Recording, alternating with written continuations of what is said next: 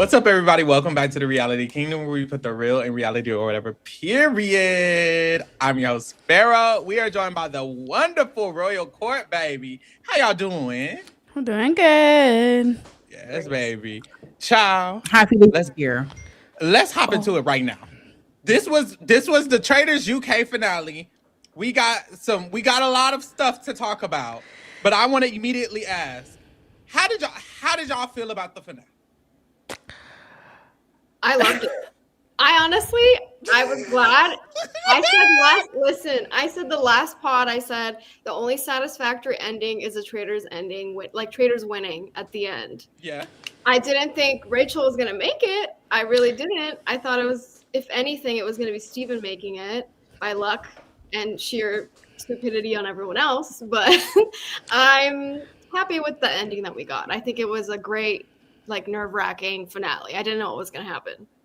I just echo of what Helia said. Basically, I have the kind of same take. I would say that this is the ending that I think the season deserved for the journey that it went on. I feel like the faithful just let me down. It was just in their face, and I know I'm kind of dumb. I just don't understand. But for how stupid the faithful was, I'm not mad at the ending because they deserved it at this point. Like, no shade, like, because I feel like I feel different from Halia, because I feel like Steven only made it because Rachel. I don't think he would have never made that by himself. No shade. He was the worst traitor of them all. If I like, honestly, Worse than Hugo. Okay, I forgot about him. But he was like if we talking about all the traitors, I feel like he was the worst. No. I don't think he would have. It wasn't just obvious. Like I said, like the last time, like he always fidgeting and he's red in the face. It was just obvious. Hugo was worse. What do you mean? Hugo was. I forgot all about him. I knew he was gonna go. I don't count him as a traitor. I don't count him as a traitor. He was just a bystander. No shade. Like no. Damn. No. Yeah, to answer your question, how do I feel about the finale? I think is different than how I feel about the winners. Okay. Finale, boring. Skip. Oh, God. Next. Like That mission was the bad. moment I hate the James mission. went home, it was over. It was over. Like I knew the outcome was that Steven was gonna win. Whether or not Rachel was gonna win kind of got answered, and then the editors trying to make it seem like, oh, Steven's debating. Don't piss me off. We Yeah, banned he was you. never doing that. If he was gonna turn, it was gonna be at the James vote, and he did it. Had he voted for Rachel, he would have won because she would have stood there, said that she was a traitor. It would have been part of the reason why his votes. Jade and Jack trusted him. Clearly, we see that later on. So, like, I wasn't surprised by the results. Like, I thought the finale was kind of boring. Yeah. Even the final challenge, like the last two challenges, like episode 10 and 11. Yeah, 11, Those 12. challenges I found way more exciting than the last one. To be honest. Honestly, I always hate the final challenge because it's so grand that it doesn't matter to me. Like, it doesn't have any type of anything. Like, bitch, they on the water, I don't give a fuck. They climbing down the mountain, I don't give a fuck. And then it's all for some bullshit ass money that they might not get. Baby, y'all have them zip lining with the people propelling them down. We know they're getting it. Like, what are you doing? Like, I just don't find it endearing. I hate cinema. the mission. Like, Yeah. genuinely, I take notes whenever I hear something important. I took no notes for that mission because I don't saw one strategic conversation that took place. They're just really trying to be the challenge. And I'm like, this is not the challenge. We're not trying to be the challenge. Yeah, God gave the challenge. I agree. I just feel like the final challenge is always boring to me because I feel like there's no stakes. Yeah, Like, I agree. and we'll talk, I guess, more about each episode, but like the one where, like, if you win this, there's no murder. Yeah. Like that to me Exactly. felt like stakes. That I was like, I need more of this. I agree. And it's bordering on like the mole territory, but still, like, I think that was exciting. So to have that, and then next episode is this, I was like, okay, it's giving Divergent. No shade.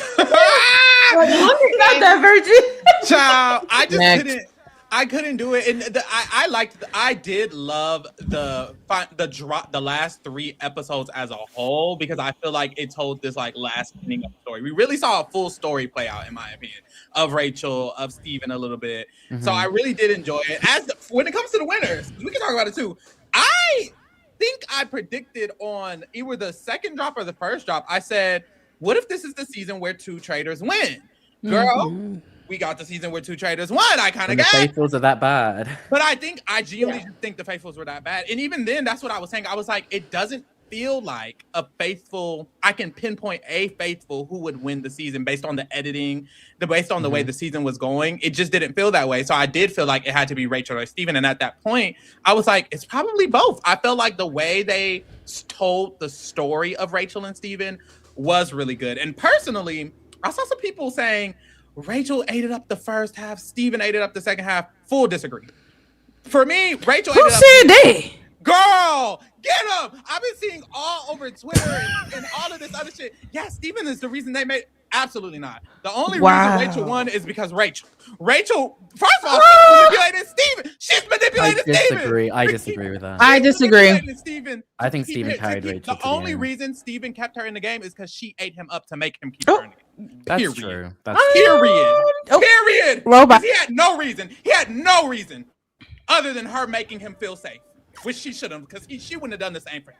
I don't know. I think there's some nuance here. I don't think it's black and white. I can't say I disagree or agree. I just feel like their social game was a huge part of this, and the Faithfuls let them have it. Like every step of the way, they had it in front of them and they didn't take it.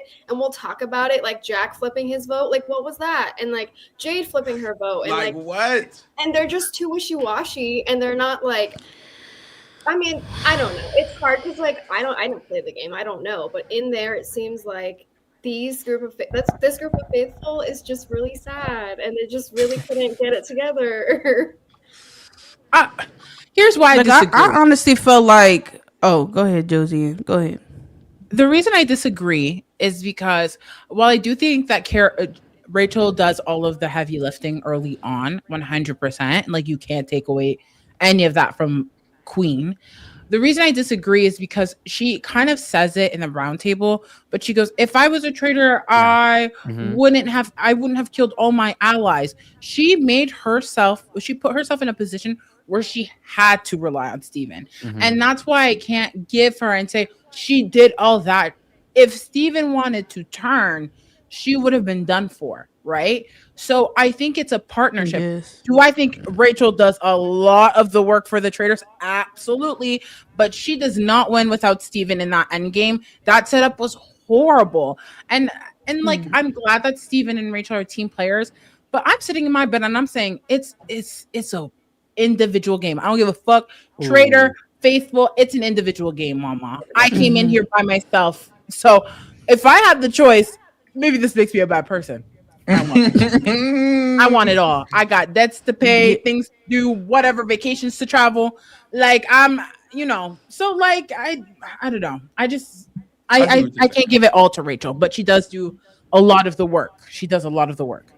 I think I was about to say the same thing as Josie. And I feel like the way that she set herself up for the finale, I feel like she would have been what they were saying, the godmother of traitors. If she would have set herself up, no matter what, she was going to have that money. The fact that she didn't, I cannot give her 10s. I'm going to give her 8s today because she did 8 that up, but she did not get a full 10. So I agree with Josie 100%. Yes. Go ahead, Cass. I'm sorry. No, it's fine. I was just going to echo what Josiane said because I agree. By the time Roxy was killed, all the people left were people in Steven's favor. He had a relationship with Jade and Jack. And then for people like Faraz and people like, and James trusted him a lot. And then for people like Faraz or people who were coming against him, he was like their third target. So he was basically set up to be the end if he played his votes correctly, which he did. And it was up to him whether he took Rachel with him. And I think the edit really tried to play it up that they might betray each other. And I don't think they ever really did. That's kind of why I was going it the way I was going it, because all of this is contingent on the fact that, well, Steven could have betrayed her. I think in my mind, I'm just going straight to assuming he never would have because of the work she did. So I think in my mind, I'm like, yes, all of these things weren't her optimal move, but in my mind, I'm like, it never mattered because we know Steven never betrayed her, and I don't think he ever would have. So ultimately, even though Rachel's giving him this more power in this situation, it doesn't matter because he used the power to help her get, which he didn't have to. I don't even know why he did it, if I'm being completely honest. I think he was grateful to her. I guess he was, but that's why I'm like, I'm giving her the credit because I'm like, Yeah. he only did it because he felt like he should, and it's like, should you? I don't know. I guess, and in a way, yes, because he was in a lot of heat at the beginning of the season, and Rachel's game helped him survive with her connections and her prowess at the beginning. So I see why he felt indebted to them. I don't mind them taking each other. I guess. I think it would have just been a little more entertaining if he would have put his pussy on the floor and said, "Girl, you can go." Yes. and would and like I knew it wasn't gonna happen, but I a girl can dream. A girl can be Right. hopeful. That's you know? Traitors US. This is Traitors UK. You're right. Okay, talk about tea. No, I was just gonna say, like, I would never want to put myself in a position where I have to rely on someone else when I can have full control. Exactly, that's true. The whole benefit of being a trader is that you see the whole chessboard. You get to move the pawns, move the things where you need it to go. And the fact that she had to solely rely her game to Steven, to me, I feel like was a grave mistake. Mhm. But I will say she picked a good person to be in. Well, she didn't pick him, but I'm glad that they solidified something. Now, Steven took a big risk because I'm going to be so for real. I'm surprised people didn't flip on him when he voted for Jade. Yeah, same. I'm surprised people didn't flip on him. Like, it was so much more risk for Steven than it was Rachel as well. Yeah. And like, it just took smarter faithfuls, to be honest, because he would have been done for. He would have been done for with that Jade vote. I do. He was just really close to Jack, I think. And Jack was so honed in on Rachel. He was like, I can't even think about that right now because I've already decided that I'm going in to do a thing. But you have to roll with the punches, and Jack didn't do that. Mm-hmm. Let's get into these episodes because I got some more thoughts for real. Let me pull it up. I'll save my thought for episode till we get to 12. That's fine. Because I got some thoughts. All right. First of all, we're starting off at episode 10. They had to make the decision of who they was going to get a double dagger to. Was that right? Yeah. Yes. Yeah. Yes. At breakfast, it's revealed that James is who they gave to dagger to. This is where y'all are spilling. What the fuck? Not are Matthew's y'all doing? picture not being there. LOL. Who? Who? Matthew. Right. Because you're telling the story, and I'm like, Matthew plays a whole role in this, and I can't see his face. Wait. Oh yes, he sure Oh was my there. God. Wow. Let me add him. Girl. Nah, nah, nah. But nah. no, they decide to give the dagger to James. I felt like all of these decisions were fucking crazy to me. Like so many back to back. I was like, what the fuck are you doing? I didn't understand. I didn't like this decision. Did it pay off? That's what I was Yes. going to say. It paid off Yeah. way more than I thought it would. When I first saw that they Yes. gave it to James, I was like, what's going on here? This is really chaotic. And then it played out exactly how they thought it would. I was Wow. He's such a wild card. I'm like, how could you give it to James? I mean, it worked out, like you said, in their favor. Made but him he's more so confident. chaotic. He's so chaotic, and I thought like maybe the play could be Jade. They could give it to Jade. I don't know if they should give it to themselves. Like they probably don't want that extra attention. But it was a risky move giving it to James. I would have given it to Roxy. She was wrong the whole time. That too. It's like I think Roxy and James are similar type of players, and I think what they did was take a risk, and I do think this risk was helpful. But this reminds me of the risk they took by not recruiting Matt and not giving them a traitor. They didn't give them any traitors all the way to the end game, which was also risky. And I just think because the faithfuls are so dumb, all of these risks they took worked. And I'm not to discredit them. They're both really good players, clearly in some type of way. But I do feel like if the faithfuls were just an inch smarter, none of this shit would have worked. Like, why would James not think he's wrong if they gave him I don't know, bro. Maybe I I'm don't crazy. think they was dumb. I just feel like they just didn't trust their intuition or their gut feeling because they was close.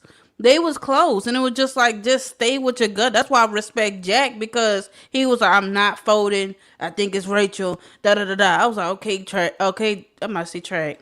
Okay, Jack. You know what I mean? But I don't think they was fully dumb. But I think they're dumb, but it wasn't dumb. You know what I mean? That's a difference. The spectrum of dumb that we have to talk about. It's just variations of dumb. I think we're someone said something, and I think it's giving them a little too much credit. I think their line of reasoning was, we're gonna give the dagger to James. He's gonna have 2 votes, and he's gonna vote for Matt because they want Matt out of there. That was the whole point. I know Matt is picture in the corner, right? I'm still waiting to be recruited. We gonna get him there. I'm so sorry. Let me lock in. But I was gonna say, I don't think they planned, and I think they mentioned it. I don't think they planned for James to have HOH-itis with a second vote. Like I said, where are we? Let's be for real. And it's crazy to me. If I would have gone the dagger, but hey, not everyone's like me. We've been you. I would think, if they think I'm not going to vote for them, which means my line of reasoning is loud and wrong. And the gag is, I was watching Uncloaked, and they were saying or not Uncloaked, I was watching their BBC interview, their radio interview. And they go, yeah, James had theories on everyone, 10 theories on everyone every day. I said, so if that's the behavior, I don't know. I'll get to dragging the rest of the cast for voting out James later, but it's okay. Let me withhold. One thing I'll touch on with the dagger is, okay, this is kind of Rachel's playstyle as a whole. I have a lot of good things to say about Rachel's playstyle, but one thing she never does is that she's so afraid to put herself in the spotlight. We saw this in the mission in, I think, episode 9, where they were doing superlatives, and she would never put herself forward for anything. And I just think, well, it worked out for her, so I can't critique her that much, but I just think if I was playing the game, because I think Steven got a right balance by killing Jesse, because it's like when Rachel chose not to murder Faraz, because she was like, oh no, it's going to look bad on me. But we just saw Steven kill Jesse, and it worked out perfectly for him. Yep, I agree. That's what it's giving. It's giving that they were afraid to have any attention on them, which is stupid. I didn't like the decision. Even though it worked out, I still don't think it was a good decision. I just think it happened to work out. In my opinion, if I was a faithful, if there was any faithful who had a lot of logic to use, they would immediately assume anyone voting with James should be a suspect. Like, it doesn't make any sense after this to not assume that either James gave himself the dagger or someone gave him the dagger intentionally trying to vote with him to make sure that they have votes. It's the whole point of the dagger. This was like damn near hardcore evidence and like never got brought up. Hello? It's frustrating because like I just don't get it. Like, I genuinely don't get it. How can you guys all sit in the breakfast in that morning? James is telling you, I want the dagger. The issue, this whole scenario is a reflection of the season, which is why I have a very difficult time with it. I feel like everyone thinks on a traitor is setting up a trap, I'm going to fall in that trap and not care. Every time. It's annoying. Yeah. It's annoying. And that's why I would reserve my thoughts, but it's annoying. It is. And then they started blaming Matt. Matt was like, bitch, are y'all calling me stupid? Like, why would I, knowing James has been targeting me the last 2 roundtables, give him 2 votes for me? And the only person who agreed at this time was Jack. Jack was the only person who was like, no, that doesn't make sense. You're right. But his dumb ass is dumb too. I really can't respect any of them. It's like, and you know what, Denisha, you're right. They never stand on what they think. Even when they think something that's correct, they second guess themselves. It's like, what are we doing here? It doesn't make any sense. And they had already made the exact same mistake with Ross. It's the exact same thing. Literally. Every time they set something up, they blindly fall into it, and they never, ever learn. It is so annoying to have Matthew sit there for once with common sense for once, and then everyone is like, oh, you're right, that could be a very dumb move or a brilliant play. And I'm like, it's not brilliant. It's not brilliant. I promise. Brilliant. You've all acknowledged there is not one person on this cast who has not acknowledged the fact that would be dumb for Matthew, a traitor, to give it to James. And yet they still vote for him. Oh my God. No, it's giving insane. Oh my God. Yeah. It's giving insane. They start chatting in the castle. Roxy dumbass. Oh, hey. The truth Clock will set her. you free. She's Roxy gonna dumbass catch is- something next. she's- Don't worry. Well, Did you it's stop her? obvious. It's obvious that James has given himself the dagger. Is it, Queen? Like, what the fuck Doesn't is like going him. on? Roxy never forgave him for stealing the shield all these episodes later. Oh I'm my telling you. god. I know. Roxy I know. is the best traitor on this season. Oh I my agree. god. I see myself in Roxy and I'm just like, damn, Oh, is man, this how the fuck this how the fuck I looked at where And then, oh, that was every time. Josie Ann. Josie Ann, that's enough. What did you say, Jocelyn?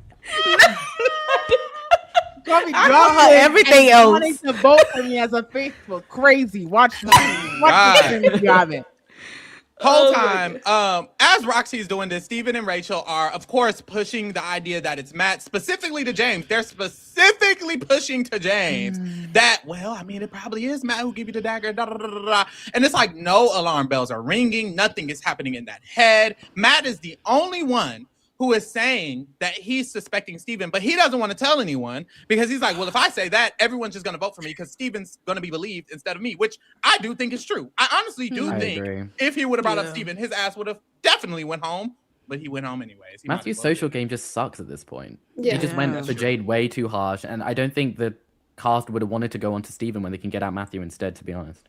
That's true. He Damn. plays like a traitor. Like he seems like he He is does, a yeah. traitor, even though he's not, and he's still waiting for them to Yeah. to seduce him. Yeah. Then telling people to murder the most faithful of faithfuls. I Yeah. knew something was a little wrong with Matthew. I just thought he was just crazy enough to play a good game. Yeah. But It's because I think he genuinely played the game wanting to be a traitor the whole time. So it's like him not ever being able to do that. It's like you fucked Yeah. yourself up at this point. And at least, maybe not the whole game, but at least ever since the whole Citadel, what the fuck was it? The you know what the fuck, when he questioned the traitors. Ever since Oh, yeah. confessional? the what I call it? Oh my god, y'all! I've never been the one. Horrible. I gotta confess these sins. You know, I just pray at night sometimes. I do it that way. But ever since then, I feel like he's just been acting so awkward and weird and not revealing the questions he said. And I'm not gonna do that. And then I think it's Jade, but then again, he doesn't. And then I don't know. It's fucked him up ever since then. So yeah, it was bad. We get to the mission. This is the Carousel Carnival. I thought the carnival was going to be more fun. I could have swore one of these carnivals was actually like social dynamics, but maybe I'm tripping. And this one wasn't either. It was really nothing. I was not living. It was not. Yeah. I just fast forward, honestly, when some of Oh, these dang. situations- yeah, I You did should. too. I ain't gonna lie. I I was loved it. Unless like I see something happening where it's like a kerfuffle or like during the uphill one, like where it looks like James is dying, like then I was like paying attention to what was happening. Josie, did you love it or do you like musical chairs in general? And so this just tickled your musical chair here. Because I do love musical chairs. Don't get it twisted. Okay, I thought this was fun because like they were. This sounds really bad. Ooh. say it. But like they were going through it. Yeah, they were. No, they were. They were nauseous. They They were. were running around.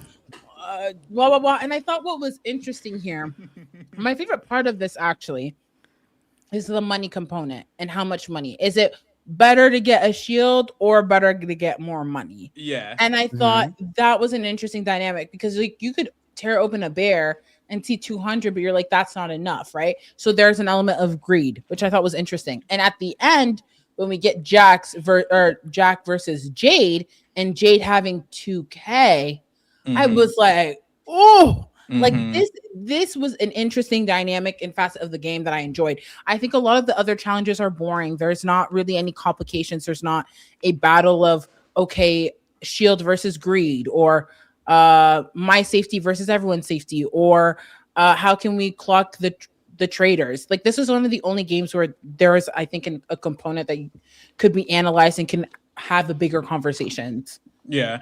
I think my main issue and with all the missions, and they need to fix it, is that I don't give a fuck about how much money they have. I don't care how much money they have. It needs to be a I don't fixed care. I don't even care prize about the money. shields anymore. They need to figure a way to make me care if they have money or not. And maybe they need to start losing more money. They need to start losing money for me to care about the money they have. I never keep track. I don't know. The only time I heard her say the pop prize was last episode where she said it was almost $100,000. I don't even know what she said. 90 something. Da da da da da. I don't give a fuck. Yeah. I do think the shields are important though during the missions. I agree. think that's the only reason to have the missions at this point. Otherwise, it would be very useless. There's like no stakes involved. But if you want to be seen as a faithful, or you are a faithful, you want the shield. You don't want to get murdered, especially later. I mean, I don't know if later game is more important than earlier game, but it also depends on how many shields are like available. If it's only one shield versus more than one. One thing I wish they covered in this mission is they did not point out how much of a clutch shield this was for Jack. I think if Jack did not win the shield, he would have been murdered. He would have been gone. Yeah, he would have been gone because it was between Roxy and Faraz, and they weren't keen on either. They would have murdered Jack if he didn't win the shield. And they completely glossed over that. And I think that was a missed opportunity because you're devaluing how important shields are. Who cares? Yeah, Jack needed it. Mm-hmm. I think the shields are really critical in this the franchise in general. I think this season it doesn't come across that way, but like Traitors Canada, for example, one of the winners, not to spoil, but one of the winners really benefits from the shields and getting shields almost the entire time. And I want to say even with like the US season right now that's airing, there's a lot of conversations about shields. If you get a shield, you're going to get banished, like things like that. Like I think the shield adds an element to it that I think is important and critical in this game. And even I'm watching season 1 of New Zealand right now. I'm late, but one of the people like ends up saving themselves because they have a shield. I think the only time UK has done shields in a way that's been interesting is Harry, and he was a traitor. I agree. Yeah. So that to me, I feel like shields are always important. I just think this cast again, like the faithful bunch suck. And I have not watched Australia. It's coming. It's in my watch. But I heard that cast is also shit. So I'm mentally preparing for that as well. But yeah, shields are important. Yeah, I think that's the problem. I think it just doesn't come across in maybe the way they edited it, maybe because they know the faithfuls didn't win, so they're editing it through a traitor lens. So they're ignoring what's powerful or what's been helpful for the faithfuls. But for some reason, it just doesn't feel like they've mattered all season, when I know they have. I know there's been clutch ones here and there. There's been times where they wanted to murder someone, they couldn't. But it seems like they've all been glossed over. And maybe it's an editing thing, because you're right, Cass. They didn't even mention Jack at all prior to this, even though he was very possibly going to get murdered. So yeah, y'all spill. Yeah, because I thought that murdering Roxy was the most stupidest gameplay. Wasn't it fucking crazy? It was so stupid.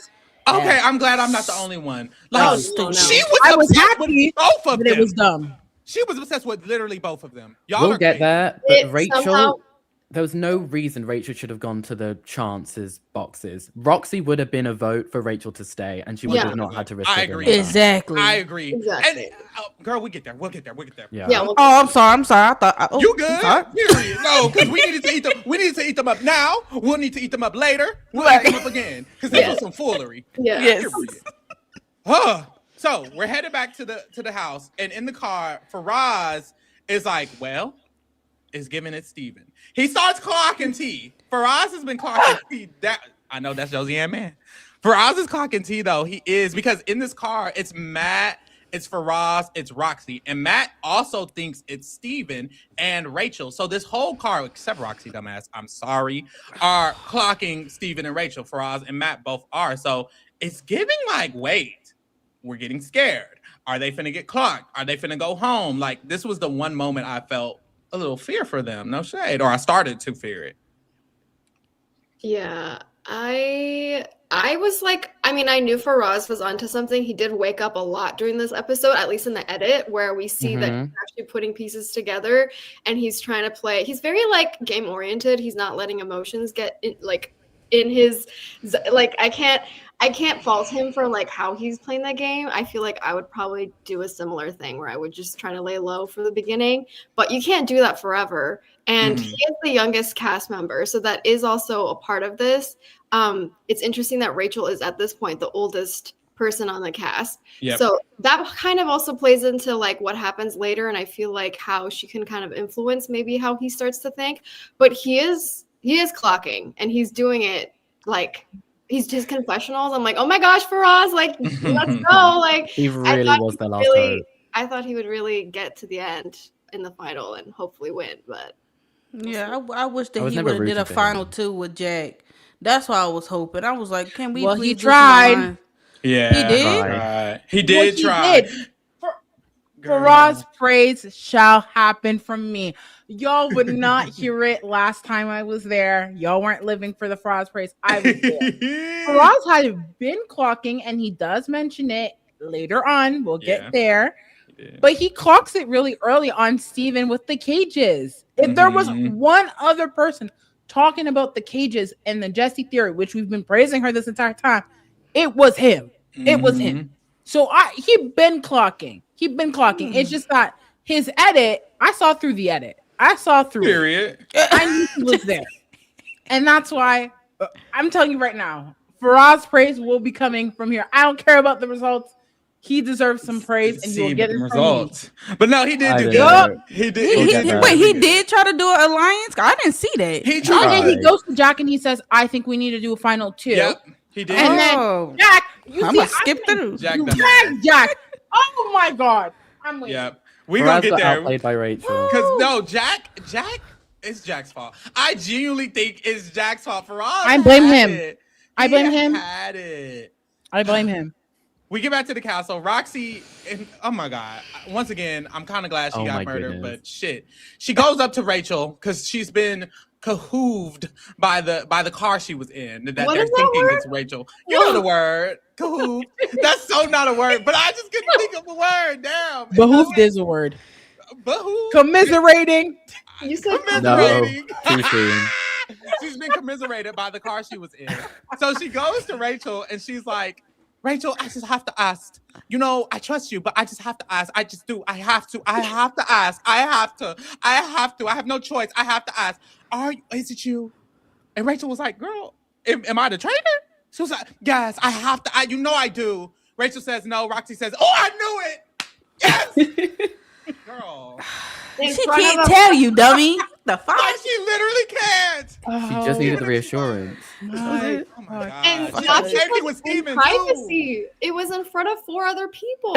Oh my goodness. What does she expect? Maybe she did FBI training where she sees micro expressions. So when she asked, she could see y'all right. No. Roxy went to the same detective training that Amanda went to. Right.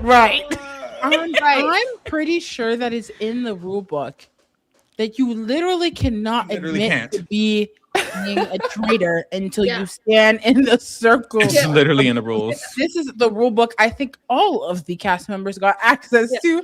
So for Roxy to then go in broad daylight to Rachel and say, Rachel, are you traitor? And for what did she think was gonna happen? Like, even if she was like what fruitful information, Roxy, did you think you were gonna get? Roxy, not just asking that. She says, "Are you keeping me around? Whoever the traitor is keeping me here. Are you keeping?" And then you think it's James? Oh my God, that was so. Oh my God. So, and Rachel, I know real someone just secret mentioned traitor. it, but Rachel talks about it later after the finale that she only did like 1 hour or something online and had like a little quick FBI training thing. It was just like very not an hour online course. It was very quick, but she had it in her back pocket. In a book from a former FBI agent. That's awesome. I mean, good for her. I guess. Yeah, we're fired. It worked. I guess. That's true. It worked. So Faraz is clocking, and he's specifically clocking to Jack because Jack is someone he trusts. He says, "Look, I think it's Rachel, and I think that's the reason I'm still here." Roxy, come on now, get on Faraz's level, baby. He says that's the reason I'm still here. She's close to me. I think it's Rachel. Boom. Here go Jack. I don't know. I just get a funny feeling about James. I don't know. It's maybe giving James. I don't know. Like, I don't think Jack trusted Faraz's like point of view. Kind of similar to Jesse. Jack didn't really trust Jesse. Like, he doesn't, I guess, get influenced by his allies, which in a way can be good, but he's been wrong and they've been right. So it's like when Jesse is telling you maybe it could be Steven, Jack should be listening and jumping up on that vote. Same here with Faraz, but instead he's just stuck on his, I guess, own mindset. It's annoying because he's wrong. Especially after she got murdered. I mean, she Literally brought up Steven. I mean, it just didn't. Oh my god. So there's that. We head into the round table. We get to Matt. Matt starts off, of course. He's the person who has the most heat on him at this point. So we know what to expect. And he's going for Jade. He feels like, Jade, you've been building these defensive. You've been so defensive at every single round table. Yada, yada, yada. He kind of said the same thing last round table, too. And Jade kind of had the same response. She's like, well, bitch, I've had to be defensive. You coming for me right now. Like, what else I gotta do? I don't think, this is the issue with Jade. Sorry. Love her. Beautiful face. I don't think she's great at convincing a dog to eat a toy. I don't know. Shit. She can't convince a baby to get some candy. Because when she responds, even me, I'm like, Jade, I don't know. And I know she's not a traitor, but I'm like, I don't know, girl. My issue with Jade is her positioning in the game. She is just a massive shield for Steven. They're so close and they're so intertwined that everyone who susses Steven always susses Jade first. So whenever all these moves are benefiting Steven, it looks like they're benefiting Jade more. And I don't know. I think she just needed better allies, truth be told. I feel bad for Jade because she really had to be on defense the whole time. I really do feel bad for her. Like, of course, I'll be defensive too because I've been having to fight every single round table. Like, the fuck, I'm ready to fight. Like, the fuck, I'm ready to buck if you know. Like, girl, like, that's why I was just like, what is they talking about? If I had to fight every round table, yes, I'm guarded. I'm ready to go. Like, the freak. I don't know. I just feel like it's hard because Jade upset me, to be honest. These last few episodes, like, she upset me. Like that finale episode, she upset me. So reflecting on it, I'm like, do I feel bad? No, because you would have lost regardless. You were either getting murdered or you're gonna lose. Or banished or you're gonna lose. There was no real winning scenario for Jade. I'm sorry, and I feel like she put herself. Who set that system up? Well, she didn't set it up, but you know what I mean. No. Like she kind of enabled it. She enabled it. But like that, this is my frustration with Jade. Her reasoning is right. I've been set up. It's been pushed this way. Yeah. But if you're being set up, who benefits from it? Who truly benefits from it, right? She sits there every time. She goes, I think you're a traitor, and I think you're setting me up because for this moment right now. No, mama. No, mama. For you to be set up, there needs to be a great payoff. You are still here. Your payoff wasn't to be gone the next day. So I just wish you would have opened her mind a little bit and see who is this truly benefiting. Faraz telling you to your face, Matthew telling you to your face, I think you're a traitor because of this. Like, clearly they're doing one level thinking and you know it's not you. So think beyond that. Instead, she points her finger at them and goes, well, because you're accusing me, you're the traitor. That's not good gameplay. That's not. Yeah. You're not thinking. When she reveals that she's a faithful, who does that implicate next? It's like a chain reaction. I think you're right, yeah, because I don't know. I think there's a massive difference in the game when you're banished and you reveal your role and when you're just banished full stop. I think, because I think they wanted Jade out earlier, but yeah, I think if Jade were to be like, I'm a faithful, that just immediately puts Matthew and Faraz in massive hot water and Steven and Rachel get to survive another day. That's the level 2 thinking that we need these faithfuls to hop upon, but I guess that's asking too much. Yep. James is declaring that he is definitely voting Matt. You're getting both of my votes. And he also is saying that everyone else should do the same thing. We should all just vote Matt. Jump on it with me. If you're faithful, rock with me. I'm voting Matt. Let's get him the fuck out of here. Child. He was doing I guess. It was too much. He just need to back up. Like, yeah. I feel like I'll be out there every time like, who the fuck you talking to? Yeah, just like what like, who's you talking to? I'm about to vote you. Like, no, like, I just feel like that was just the wrong gameplay. Because immediately, I'm just like, if I was at this round table, I think I would, because you know I'm dumb too. I would have started thinking James too. Because what the hell? Like, what the He hell? went about it weird. It was weird. It was just so weird. And I know he's always been like a more erratic person. But even when Matt is replying, Matt is like, well, it would be Matt is giving logical reasons why it wouldn't make sense. Matt is like, but everyone knows you were voting me. I know you were voting me. It wouldn't even make sense for me to give you the dagger. If we're gonna vote for someone who would give you the dagger, why would it be the one person you're voting and you still voted again this round? It's not making sense. And instead of James listening or any, and I think that's his fucking problem. He doesn't listen. He just continues to say the same thing he's been saying this whole time. Well, I'm doing it, and all you're proving is that you're a smart person, and you're being smart means that you're the traitor. And it's like, girl, no. Right. I get. Here's the thing. I didn't. Yeah, go for it. I don't expect. This might be mean. This is just me being real. I don't expect much from James. Real. To be real. I think you come on the show. Not everyone can have 400 IQ, right? Not everyone. It becomes boring if we cast the same people. I'm not saying that you don't have no IQ. You are. You are. No, I'm just saying not everyone can have. Said, here's the thing. James is dumb, but James is also stupid. And he has like all you said was no. I'm just saying that the cast needs to have various strengths. I think James's strength is physical challenges. He has strengths. So I'm sorry, the rest, like James being the way he was at the round table for me, like I was kind of like, I don't really expect you to be thinking level 2. You know what I mean? Like I don't expect that from James. And that's exactly why they gave him the dagger. Exactly that. They knew who James was. My frustration is with the rest of the cast. For you to see this behavior and then to be like, okay, well, if it's not Matthew, we vote him out, and then it's James. To me, felt a little ridiculous. Like you should be thinking above this right now. So do I blame James? Not really. Do I think his behavior was crazy? Absolutely. I said it in the chat. He takes the place for Roxy for most annoying. That episode, I was so annoyed with James, and it takes a lot for you guys to move Roxy out of the way for it to be James. So Wow. No shade. Roxy, no, it's real. Yeah. Even in the moment, Roxy's jumping in. Well, James, I mean, if you're not the traitor, then who do you think the traitor is? And it's like, y'all are just on the wrong tree. And then he goes and says, Roxy knew what the answer was. That pissed me off. Because when she asked him that, you're just trying to find more reasons to vote for James. That was it. Yeah, Roxy literally has never been open-minded in this experience. Even in Uncloaked, she genuinely goes, I think you're a traitor. What? Roxy, like what? Roxy. But honestly, I mean, if I'm really like, I know it's like probably like a waste, but I feel like I would have been banished James too, because I wouldn't want him in the final finale, because he's too of a wild card. He might vote me out, you know, and it's just like you never suspected me. Yeah, so I don't. So yeah, but people weren't voting that way.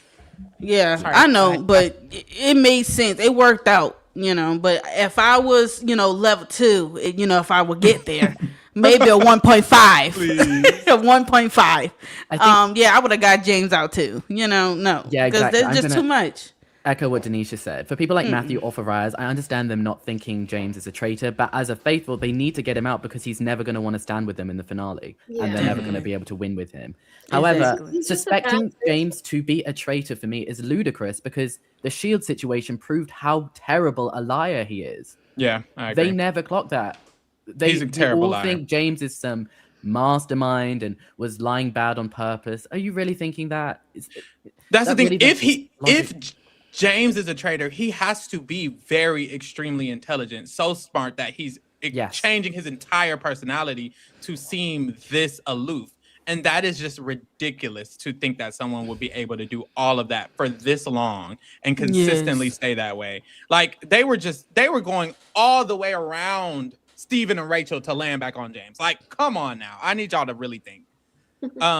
So yes, Steven and Rachel kind of jump in. They say, James, you're doing too much. And Steven kind of ends the roundtable on the fact that, Matt, you were trying to threaten people in a way by saying that if you did vote for me tonight, that you're the traitor and you're basically trying to refuse any votes against you. And that was suspicious.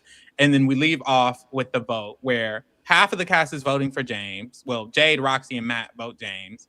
And then we see the people who vote Matt are James with both of his votes, Steven, Rachel, and Jack.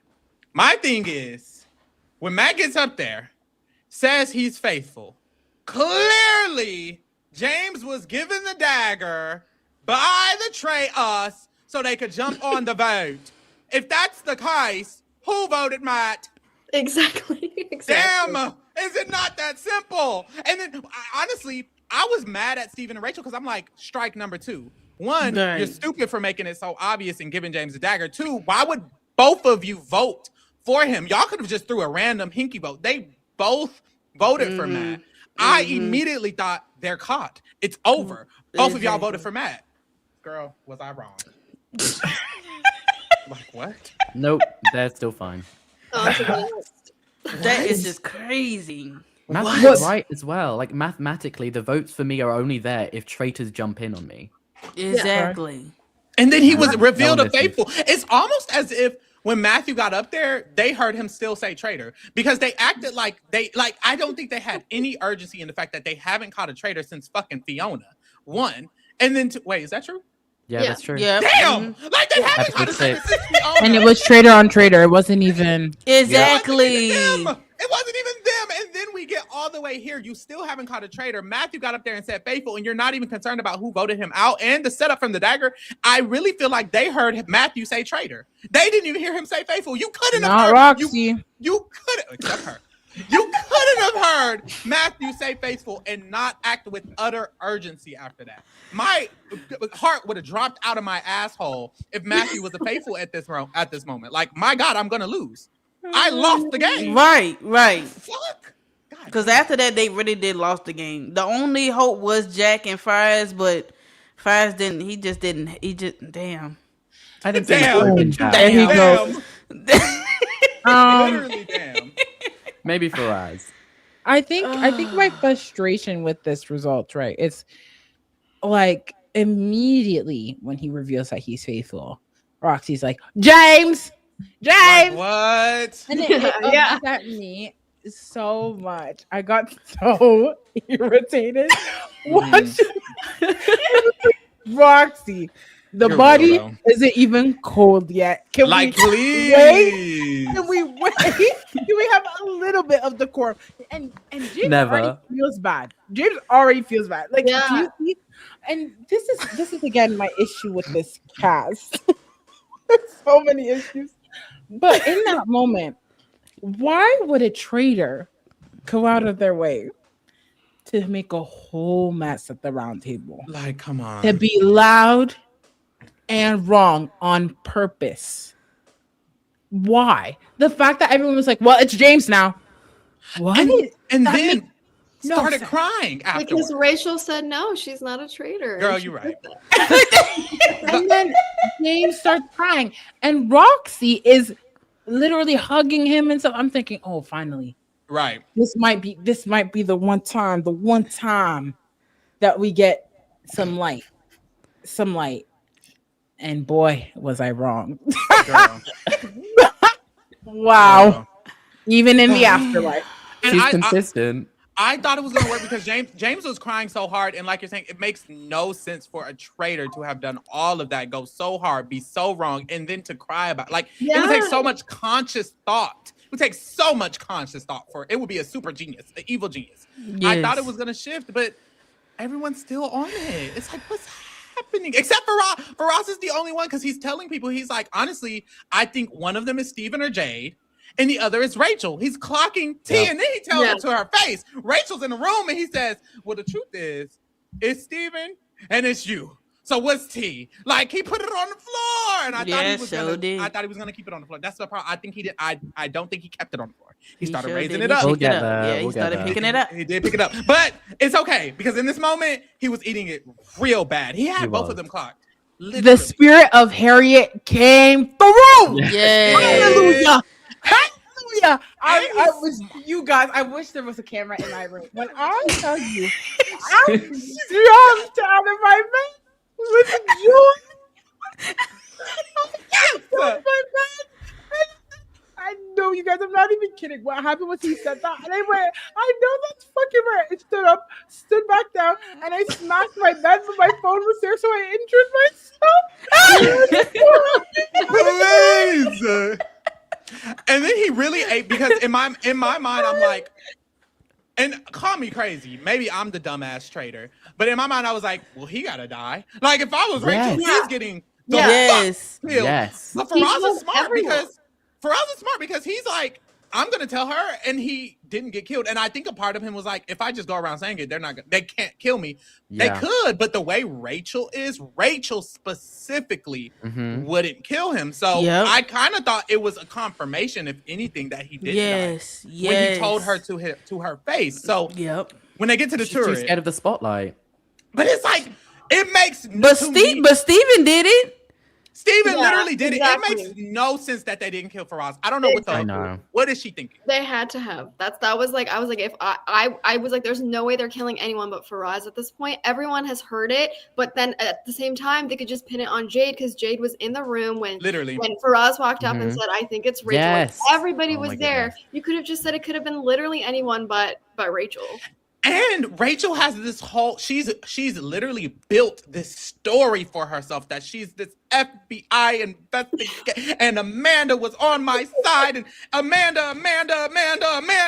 So where it's like Rachel wouldn't be dumb enough, or the faithfuls would think that Rachel wouldn't be dumb enough to kill Faraz after he just said in a room full of people that he's after her. Exactly. She really could have like double whammied it. Y'all know the fucking word. Double bluff. Like, girl, just kill the nigga. Like, literally just kill Faraz. Everyone's gonna be like, well, Rachel wouldn't have done that. She would be smarter if she was a traitor. And then they would move the fuck forward. And then Roxy would say it was James. James would say it was Roxy. Jack would do whatever Steven said. And Jade is literally attacked every time. Like, Faraz is the only smart one here. Him being the only smart one alone is the reason he could go. Roxy's dumb, sorry. James is dumb, sorry. Jack is dumb, sorry. And Jade is dumb, sorry. Like, kill him. Yeah, because Jade wouldn't be able to defend herself well at the round table again if they just exactly. And then another layer. Jade and Jack have been doing damn near whatever Steven is steering them towards, or at least have been not going towards Steven. Roxy is doing whatever the fuck you're saying. The only person who y'all have zero control over is Faraz and James is really out of there. So get Faraz out. Exactly. Killing Roxy is crazy for Rachel. Right. That's your only that was ally the left. most stupid. That was so stupid. That's why she got an 8. That's why she did not get a 10 for me. Real? Because that would have been like, okay, yeah, she's the grandmother. Like, she's doing what Charlotte should have did, but no. Yep. That would have been like, okay, yeah, we gotta put respect on her name. Get on Big Brother US. I need to see her in action. Like, no shade, but no. Yes. No, that's when she got an 8. No. Do y'all think I agree with an 8. If they murdered Faraz, wait, how does the game end? You have to go to Final Four fire making, or is it just more traitors than whatever? What's the rules? You have to go to Final Four fire making, and you can winnow it down to 2 fire making if you wish. Fire pit. Wait, what is that? Okay. Survivor. Final Four fire making this whole time because we were like, girl, it's fire, it's the pit, it's Final Four. But it's the what is it actually called? It's not even the fire pit, is it? It's the final. I don't know. They called the final round table, didn't they? Well, that's like for weather, right? When weather's not great, they do it indoors, and that's what I think happened here. With okay. But that was stupid last. I ain't like that last season. It was just too windy. I'm looking like, girl, I can't think. I'm like, no. I think it looks. We'll get there, but I think it looks cool when it's at the round table because it's where everything happens. And I agree. it's full circle, but I hope they keep that. I hope they keep that. No shade. The fire of truth? Somebody in the chat said the fire of truth. That don't sound right. I don't know. Is it? Oh wait, no, multiple people are saying that. Oh shit, they are? See, Final Fire, Mike. Wow. Oh. Well, we're so fake. All I'm saying is that, like, in that turret, you guys could not have told me they were going to kill Roxy. You could not have told me. Literally. Right. Like, it actually doesn't serve anyone to. I was like, if no offense, Rachel kind of, I don't know. I get that there was like, I would have thought that they would have killed Jade before they kill Roxy. I agree. Right. Like, I was shocked the next day. Mm-hmm. So did she think Rachel thought if Roxy dies people will not think that it's me because she is the closest person to me. Is that her thought process, I guess? Like, Yeah, but Rachel, weren't you so. talking about every decision we need to make needs to be with the final fire pit in mind? Remember that? No. yeah, Right. I do You're agree thinking with that short too. term again. Yes. She is. True. They're way too close to get rid of anybody who would never vote Yeah. for her, never write her name down. Roxy would stand with Rachel and Steven at the end and go Yes. green. Yeah. Exactly. Oh, and we know that for a fact because Uh-huh. Mhm. she literally, her last confessional, she goes, I hope the faithfuls win. I hope Rachel and Steven win. And I went, Yep. oh my God. And then I thought maybe uncloaked, she'll realize like she was loud and wrong. And then James is in front of her. You guys, you can't make this up. You can't make this up. It's there. And she literally is like, I think it's you and Jade. Girl, it was so dumb. I'm so sorry. That's embarrassing. Never killed Roxy. I'm glad it worked out for them in the end, but Jesus Christ, they made he made her path more difficult. And that's why I'm frustrated with Rachel in this game. Yeah. Yeah, but He even nearly lost even because of this decision. Steven, I don't know why he didn't step in. I honestly feel like he should have kept his trio of I almost said trio of idiots, but he should have just kept Jay. That's what it was. Jay, Jack, and Roxy should not be going. I feel like, wait, who's safe? Not Faraz. Jack No, Jack was safe. Oh, they could have. Jack was safe. James, right? Yeah, it should have been Jade or Faraz. Yeah. Yeah. Absolutely. Goddamn. Yeah, been one of Faraz. them three. Yeah, it should have been not Roxy. just That was so Faraz. dumb. It Just should kill have just been Faraz. Faraz. In But- every sense of the word. That's one what- vote away from against Rachel and one Yeah. vote for Rachel. Mind you, if Faraz would have been killed, even if they would have pointed at Rachel, like Steven controlled the votes. Like Roxy was Yes. never going to vote for See, as a Rachel. trio of Steven was not going to vote Absolutely. for her. So like genuinely, it did not. No. It just put her game more at risk. Yeah. And honestly, like I get that Steven felt comfortable with Jade and Jack, but 3 is better than 2. Mhm. Knowing that they're not Right. going to go against you, like I don't know. Also, at the last roundtable, Faraz literally had just voted Jade. Was that the last roundtable? It was. He didn't even vote them at the last roundtable. He voted Jade. And it's like the way the faithfuls have been simply thinking, they probably would have just immediately been convinced that, oh, Faraz voted Jade and now he's dead. We can go from there. Like, there's so many ways they could have spun that. And you don't even have to spin it. It's Roxy. Like, just tell her to Right. shut up and she will. Like, no shade. Or just tell her, oh, we're not a faithful. She'd be like, oh my God, I knew it. But we move. Episode 11, Roxy is out. She has been murdered, and it is revealed. at Hallelujah. breakfast. Nobody gave a fuck. No shade. I guess they And didn't like neither her. did we. So Yeah. Damn. No, I cared because I was just like, damn, like she really had because I had a similar gameplay, and that's what had me winning. I was just like, damn, damn, Roxy was playing the true recruitment game. Matthew should take notes. Yeah. right. And Rachel calling James an evil genius at breakfast, like, "Oh, you're such an evil genius, Girl." one thing, Rachel, And that's it was. also what pissed me off. I get that it's the traitor game, but I feel like she picks on the person that's already down when they're down. You know what I mean? Like, Yeah. I guess that's do the be name of the playing. game. But like the whole Ross thing put a bad taste in my mouth. And you're an evil genius. Come on now. Come on. Let's be for real. We know who these people are. Look at James. You have sat with him for how many days? You think Like, James come would have been on. a traitor, sat there, done all this, been loud and wrong at the round table, and then killed Roxy, who's been against him for weeks now? It just doesn't make Exactly. sense. Like, it doesn't. I get that's the character, but it. Rachel has to have some miss because, and this is no offense to yeah. her. I think I like her gameplay. I think she did what she needed to do. She's the first woman to win. I support all of that. Love her down. She was actually fun to watch. Yada yada yada. Positive, positive, positive. But personality, baby, she's a dud for me. Like I low key am not impressed. I don't understand her social game. She has to have a mist because as a viewer, she's not socially enchanting to me. Right. Every time she speaks, I'm like, this is giving like AI. Like it gives Siri a little bit. Like I don't know. Like it gives Yukai Siri. Siri or Siri? Not Siri. Siri. Hey Google. Hey Rachel. Like that's what it sounds like to me. Like she seems very robotic and not emotionally drawing. So I think maybe she is a lot more like, what's it called? Dry humory, and maybe like they find it funny and we just can't see it through the screen because it doesn't come across that way. It doesn't come across as funny, but I think they find it funny, I guess, when she does Probably it. like a UK thing as well, different culture. I think also Rachel being the oldest one left, and now she Yeah. can play like a motherly role. I Yep. definitely think Yeah. that like especially younger people like Faraz could definitely Yeah. respond to that well. Mm-hmm. I think that's part of how Rachel was able to win him back over in the end. Mm-hmm. I think we don't see Rachel's personality come off well in the edit because I think they have to put her in this like evil mastermind Yeah. thing. That But I too. watched her I watched the radio interview. Faraz was calling her grandma, and she said, Yeah. "Oh, you can call me grandma, but I'm a rich grandma." And I said, "Oh, Okay, wait, she gagged it. no! Come on!" I said, "Where was this the That's entire exciting, season?" though. Because she be like that. She ain't no Yeah. joke, y'all. Rachel's Wow. that girl. I'm not No, even gonna say it, but I respect that lady. Honestly, if looks could kill, the looks that she gives people, like when Girl, people are coming yes. at her, I'm like, I would literally pee my pants. Like I can't do it. But like the fact that Faraz calls her grandma the first time, I think when they're on the mission, like climbing that ladder thing, I was like, oh, Rachel's like, he's gonna be next. He called me grandma. I'm going after you. I'm gonna make him vote for Steven. That's how I'm gonna start it. Like works out, but.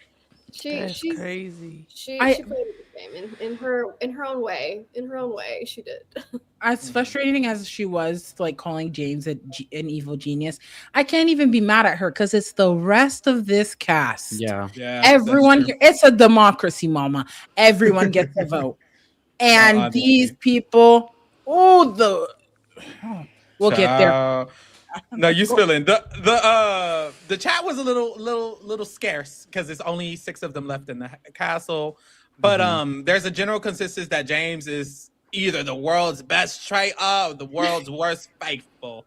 Baby, we know which one. We move. World's worst?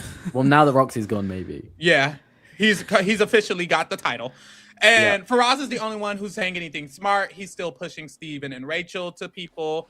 Meanwhile, Steven and Rachel basically agree, like, look, we're gonna have to say each other names at this round table. So good luck. Period. Then we get to the mission.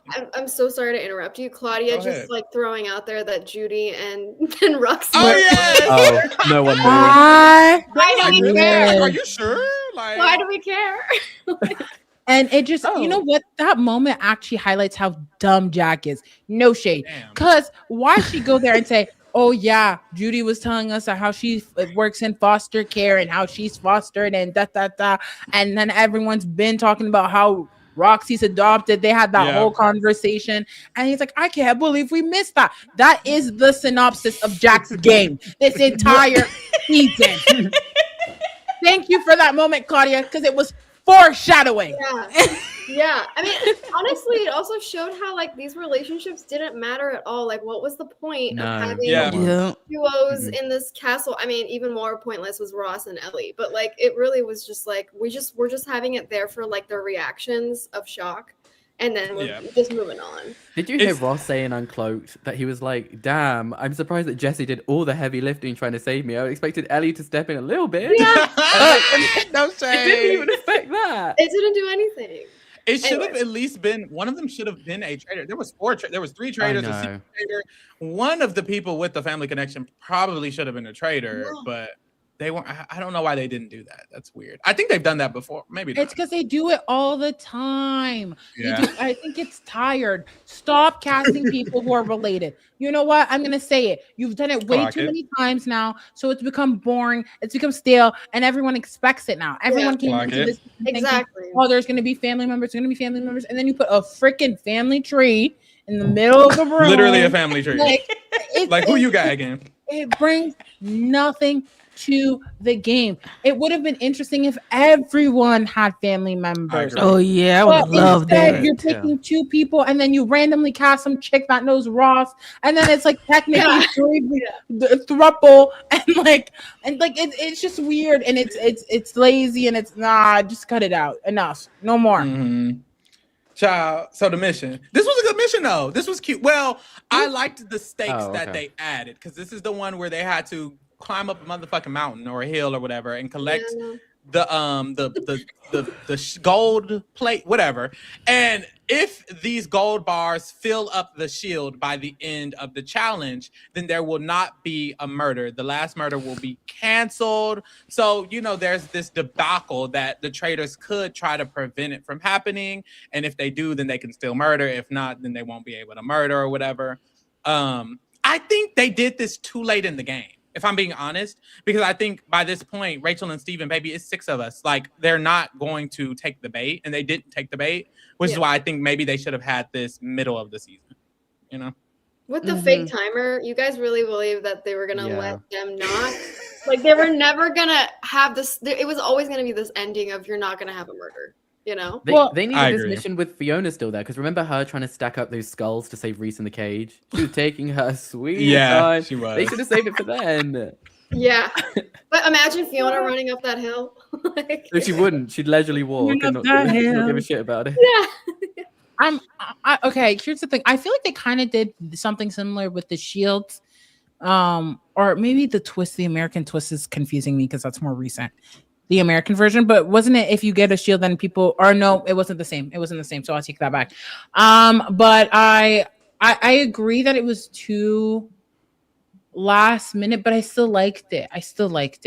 Yeah. I think it did cause suspicion, even though I'm gonna drag everyone. Oh, Lord. This is so dumb. James, I have never seen James work this hard.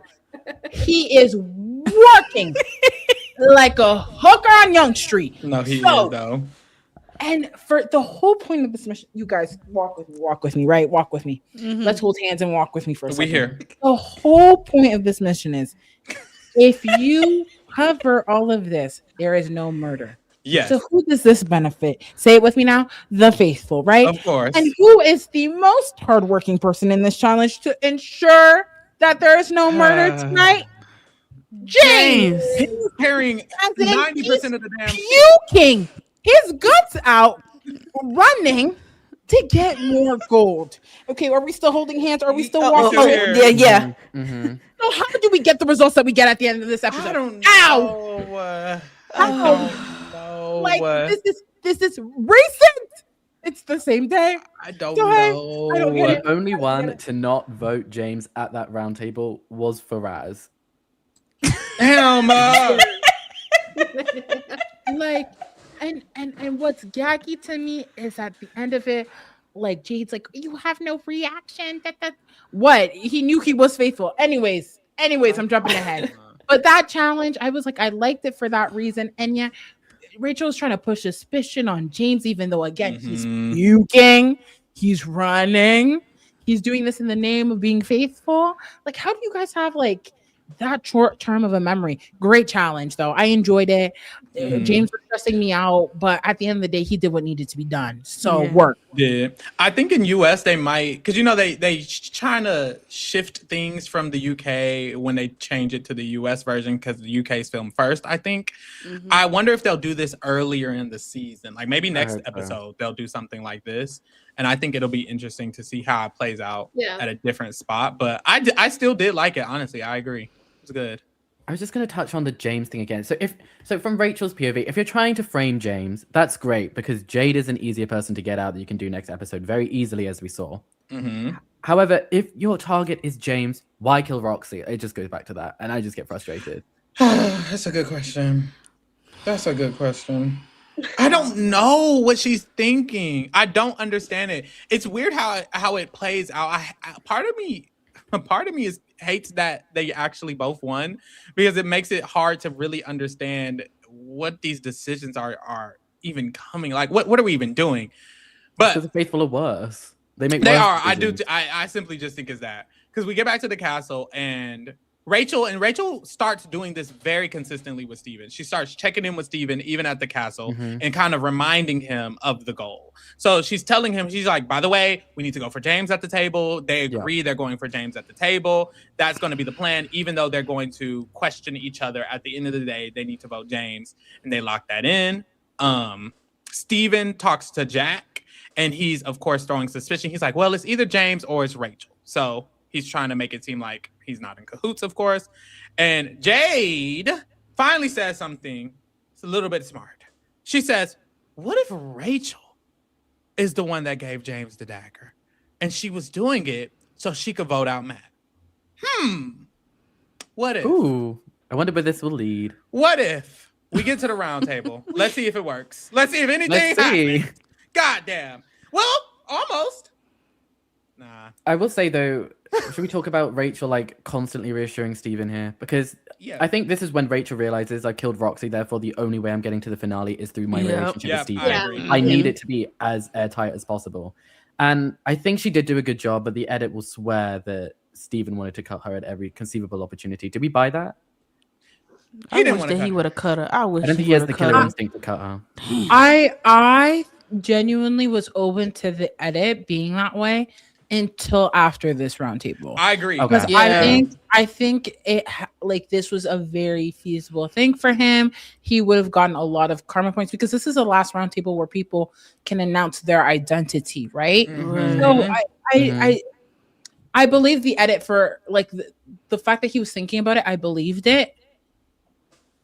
But anyways, I wrote in this season. I said if Rachel gets through this round table, I'm gonna have to give her 8s because ain't no goddamn way. I literally said, but I wanted to say at this round table, if we got to that part Yeah, we yet, here. Rachel, the way she was thinking on the spot. That's what she got her 8.5. No shade. I'm like, she really like thinking on the spot because you can't rehearse everything before you go on the round table. Yeah. So the fact that she was like really ready for it, I was like, okay, I could see why Rachel's really, really good, but I do feel like, again, I feel like she did shot herself in the foot by murdering Roxy. It should have been Faraz, or the target should have been Faraz, whatever his name is, at the round table. It shouldn't have been James. But I get why, like I said earlier, who wants James at the end? No. So yeah, I agree. Rachel definitely shines the most at the round table. Her and Steven actually, and I think it's because they're just really affable and friendly. Like when you accuse them, they understand. They're like, okay, that's a good point. Anyway, moving on. Yeah. Whereas instead, like Jade or Faraz, they start to like counter argue and accuse back. Especially Matthew did that. I definitely think that's not what people want to hear, and because that makes people want to vote you out. Hello, Roxy. That's her mantra. She's only voting based on how she personally feels about you. Right.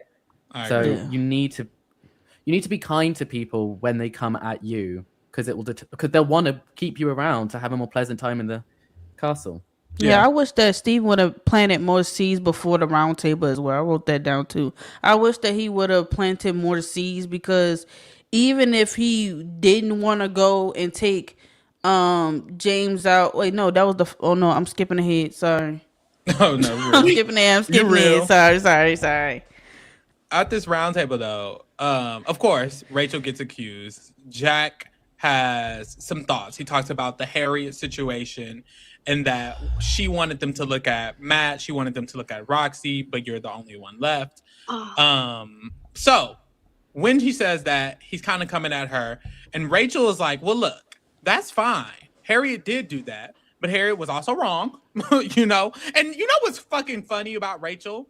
She'll use, and obviously she should do this, it's obviously very, very smart, but she'll use an argument against people, and then she'll use an argument, the same exact argument, for herself. She'll say, well, this person was wrong every single time, so why does it matter? And then she'll say, I backed Amanda, remember?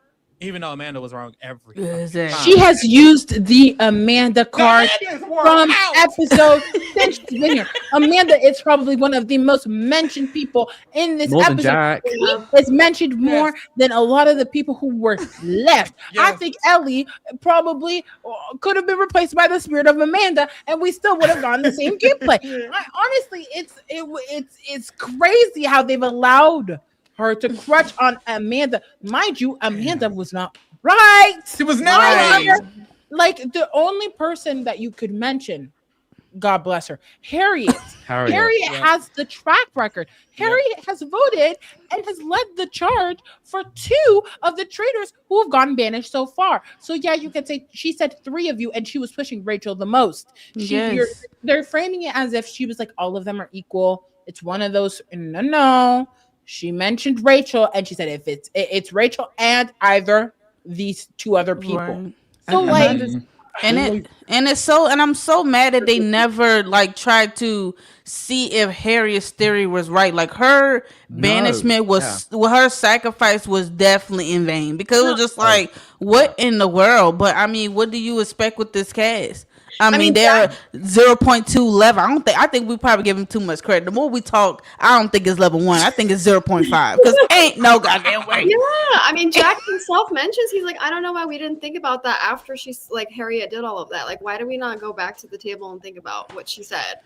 Like, he's literally saying it. And Fiona, because even Fiona, she was like, if you know Fiona, she stood up, she said she was a traitor, and she said, I know Rachel is a traitor. Like, why they didn't go down that rabbit hole? Like, they was so, like, hung up on how the way she was going after Rachel or not just, like, processing the things that she was saying. Like, she said that Rachel was a traitor. And then Harriet, who got a traitor or two, said that she thinks that Rachel is a traitor. Like, it was just right in their face. I really feel like they had really hard evidence, and they just... like I don't know, and I'm just like, God damn! If I'm dumb, I'm not that dumb because ain't no motherfucking way. Because God damn, that they just let Rachel say, "Oh yeah, Harriet was wrong." About what? Like about literally what? She was like, "Okay, well Harriet was wrong because I'm a faithful." Okay, we're just supposed to buy that then? Okay, to you maybe, but to us, no, she's never been wrong. And we're just gonna believe Amanda for the 10th time instead. She threw everything at the wall and it somehow stuck. And she's like, I don't trust any of you. It did not stick, y'all. It did not stick. Not to jump ahead, but it was luck based. And this is why Rachel can't even get an 8 from me because she almost lost. Like, she did. We'll get there. We'll get there. Yeah. But she conditioned Steven though. That's why I give her an 8 because she really did condition Steven. There ain't no reason he should have locked in that. I was surprised he decided to just stick to that vote like glue, bitch. So you gotta give her. We gotta give her something. We gotta give her 8. I feel like an 8. I think we gotta give her 8. No, you guys. I'm sorry.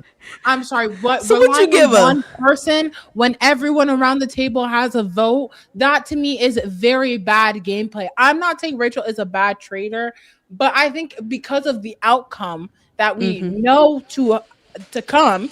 If we were reviewing this episode by episode, we'd be dragging her right now. We would be. Because we know the outcome. It was a bad move. It was a bad decision. Like that was from Roxy onwards. There's a lot of reckless gameplay from Rachel, and I just can't sit beside it because she literally almost left. Had she picked a different like a different box or whatever you want to call it, she'd be home. Yeah, you're right. Yo, okay, Josie Ann. Period. Jay does chime in. She talks about the dagger theory barely. Rachel says, well, if I was a traitor, I would have kept it for myself. And then we just moved forward from that. They moved from Rachel too fast because that was it. They came for her. She said, well, I wasn't. Well, I'm not. We moved. And then we moved. Girl, Steven chimes in. He talks about James. He's like, well, you were extremely controlling in that last round table. We couldn't get a word in. We felt like we were forced to do what you wanted to do. We didn't like that. And of course, Jay jumps in on that. She's jumping in. She thinks she agrees. Now, Jade done replaced Roxy. The spirit of Roxy jumped into Jade. What the fuck? Yeah. Yeah. She's so confused easily. And then like she flips her vote, but then which is good, but then Jack flips it the other way. Yeah. I just okay. Jade spends the entire first part of this season to tell us how smart she is. I'm very smart, PhD, I game, blah blah blah. You've now built this hype around yourself, and you have not once followed through with that. Not once. Like I just girl, all right. I think she cheated on her test. I think, You know, it's not when I have nothing to say. Like, girl. It's better to get a rant than nothing from me, to be honest. Ooh. Girl. Faraz brings up the Ross thing with Rachel, how she honed in on that and that was suspicious. He brings up the Fiona thing. They're finally bringing up so many valid points about Rachel.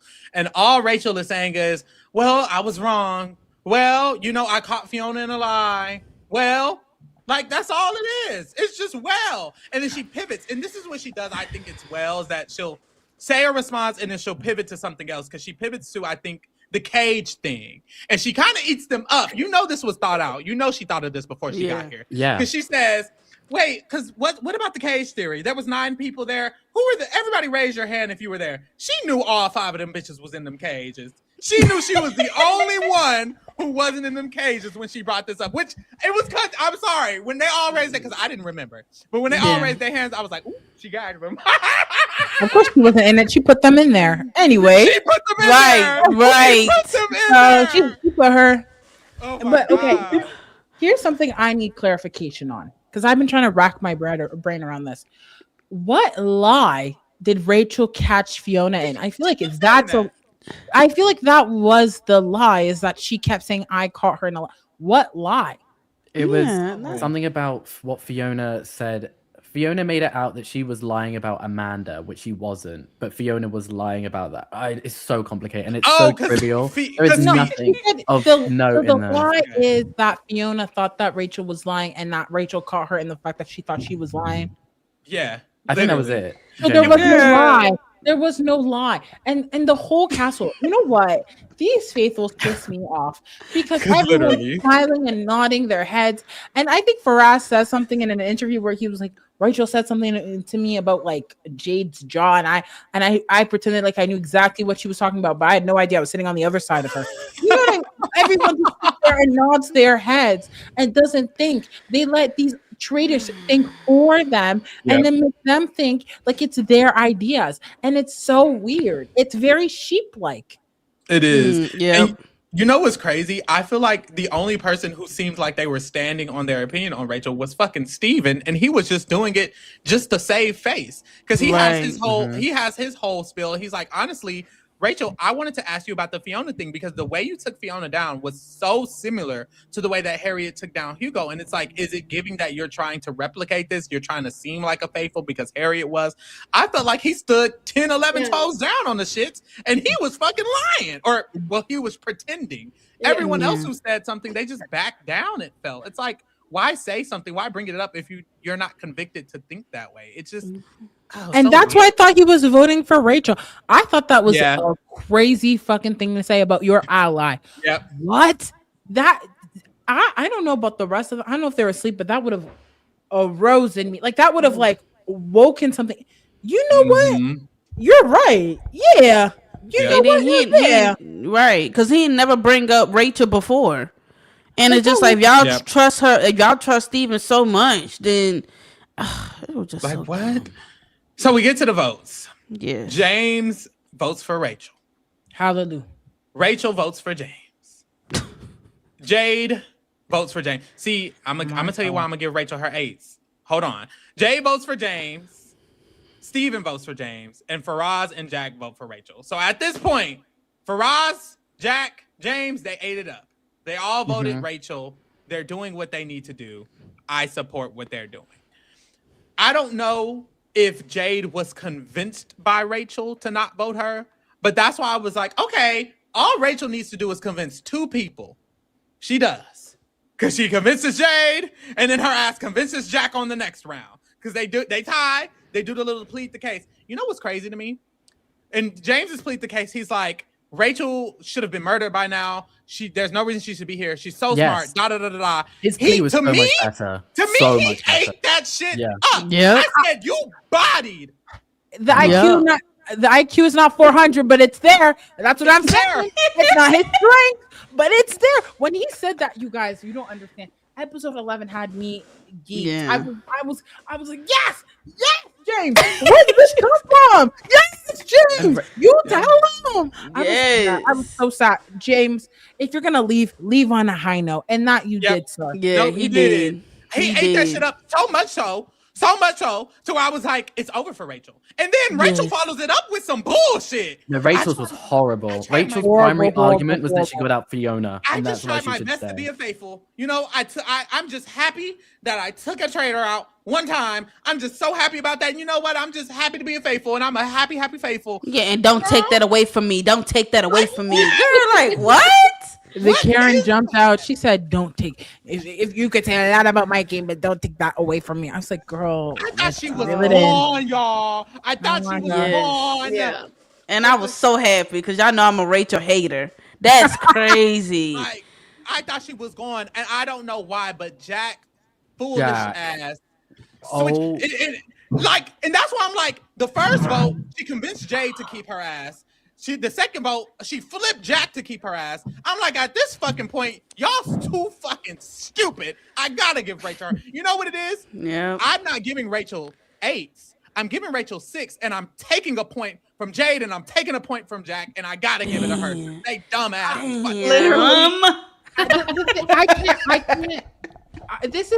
I can't take away from the faithfuls at this point in time. I can take away from Jack because Jack Jack at least. Here's my frustration with this, right? Is I think this to me shows the terrible gameplay that Rachel had from like the consequences of her action with Roxy. This is a consequence, She put herself in a position where she could go. And the fact that it came to chance to me is crazy. It should have never happened. I'm sorry. Didn't even happen. When you're a traitor, you see everything. You know where people lie. It's not like these faithful are hard to read. It's not like you have to guess what they're going to do. They're very direct. They're very one-dimensional, unfortunately, within the gameplay. I'm not talking about them personally, but within gameplay. Like, she should have never done that. She should have never been in this position, and she put herself there. Had she gotten rid of Faraz, Roxy wouldn't have turned on Rachel. She wouldn't have, because her guns would have been on James. So she would have been guaranteeing a vote for James. Steven would have been guaranteeing a vote for James. And to be honest, he made such a mess that Jade and Jack also would have voted for James. So the fact that he kills Roxy and gets into this position, that's why I can't give her a 10, I can't give her a 9, and I can't give her an 8. I think the duo, I think Rachel and Steven benefit from the both of them being together. But individually, though, they're not winning. They're not winning individually. Because Steven early game would not have won, and Rachel endgame would not have won without the other person. So and that's why I can't say that Rachel carried Steven to the end, because Rachel allowed Steven to carry her to the end. To me, I will say, after this one round table, I think that's where my any complaints with Rachel's game stops, because I was very impressed with her after this. I thought her plan after this was really good as well. That's why I'm like, it's so weird, because I don't think Steven helped her. Like, if anything, he damn near hurted her at this round table. Right. Like, there was just no help from Steven. Like, the only reason Rachel stayed is because of Steven's vote, which in my opinion she secured, and flipping Jade's vote, and Jack's vote. Well, having Jade's vote the first time, flipping Jack's vote the first time. All three things which I think Rachel did. It's so weird, because I do agree with Josie Ann in the sense that, like, girl, you put yourself in this fucking position. Right. But then there's the positive of, like, well, you're doing these good things. It kind of reminds me of, it's a weird random connection, but it kind of reminds me of Big Brother 2, Dr. Will, where he was literally an asshole and made everyone hate him, but then he also did all these things to make them carry him to the game. It's like, you're playing terribly at this point, and then you're playing good at this point. So it's like evening out. And it's like, girl, I guess a 5. I don't know. I don't know. Like, Damn. I feel like the negative outweighs the positive, only because had it not gone the way they wanted it to, had it not gone that way, Rachel would have stood in that circle of truth and said, I'm a traitor. And what would have happened? Faraz, James would have been right. They would have said, we banished a traitor.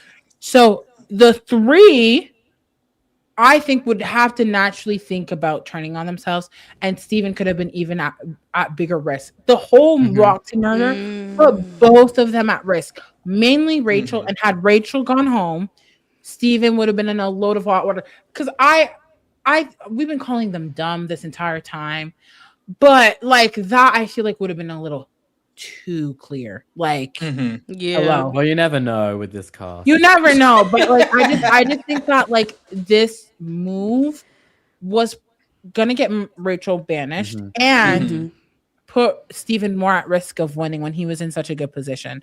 Like strategically for Steven, like I think that Steven does a lot of risks in this game, and some of it do not benefit him, and some of them do. And he's lucky that it benefited him this time. But again, it's luck. It's not because they had control or that they planned it that way. It's because of the luck component. And to me, luck is not worth much credit. Yep, you're right. Damn. Child, we slide into episode 12. It's revealed. Ugh. Rachel has the shield. James is out of the game. I was so sad. I was so Yeah. disappointed. I was fine with it. Bye, James. I was fine. Yeah, I want it. No, okay. I was so fine. No, I was disappointed by it because I was like, why'd you do that cliffhanger for? Yeah, Like, you no, could've yeah, just true. done it, I it would will have been say fine. I agree to Like that. it almost made me feel as though Rachel was going because it was a cliffhanger. Yeah. Yeah. That's why I was disappointed. They should have just done the reveal at the end. Everyone's gagged, goo, disappointed, da da da, and it would have been fine. It kind of put me in a bad mood because I was like, what was the point? Mhm. Yep. Child, we're back to the castle.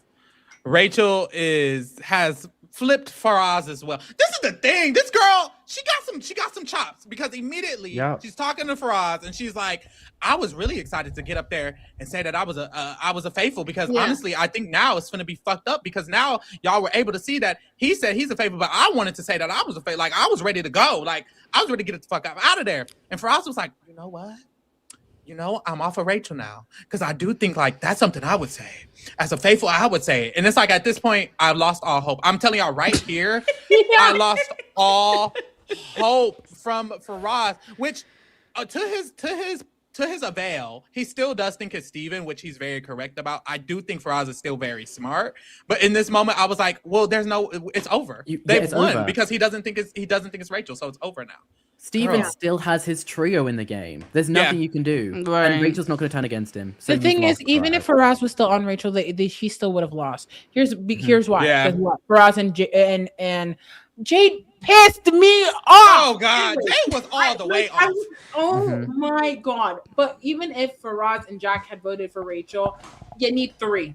Yeah. You do. And clearly, anyways, yeah. I'm jumping ahead. Let's go. No, you're right. Because it was really over. Even in this moment, it was over. But that was the first point where I was like, damn.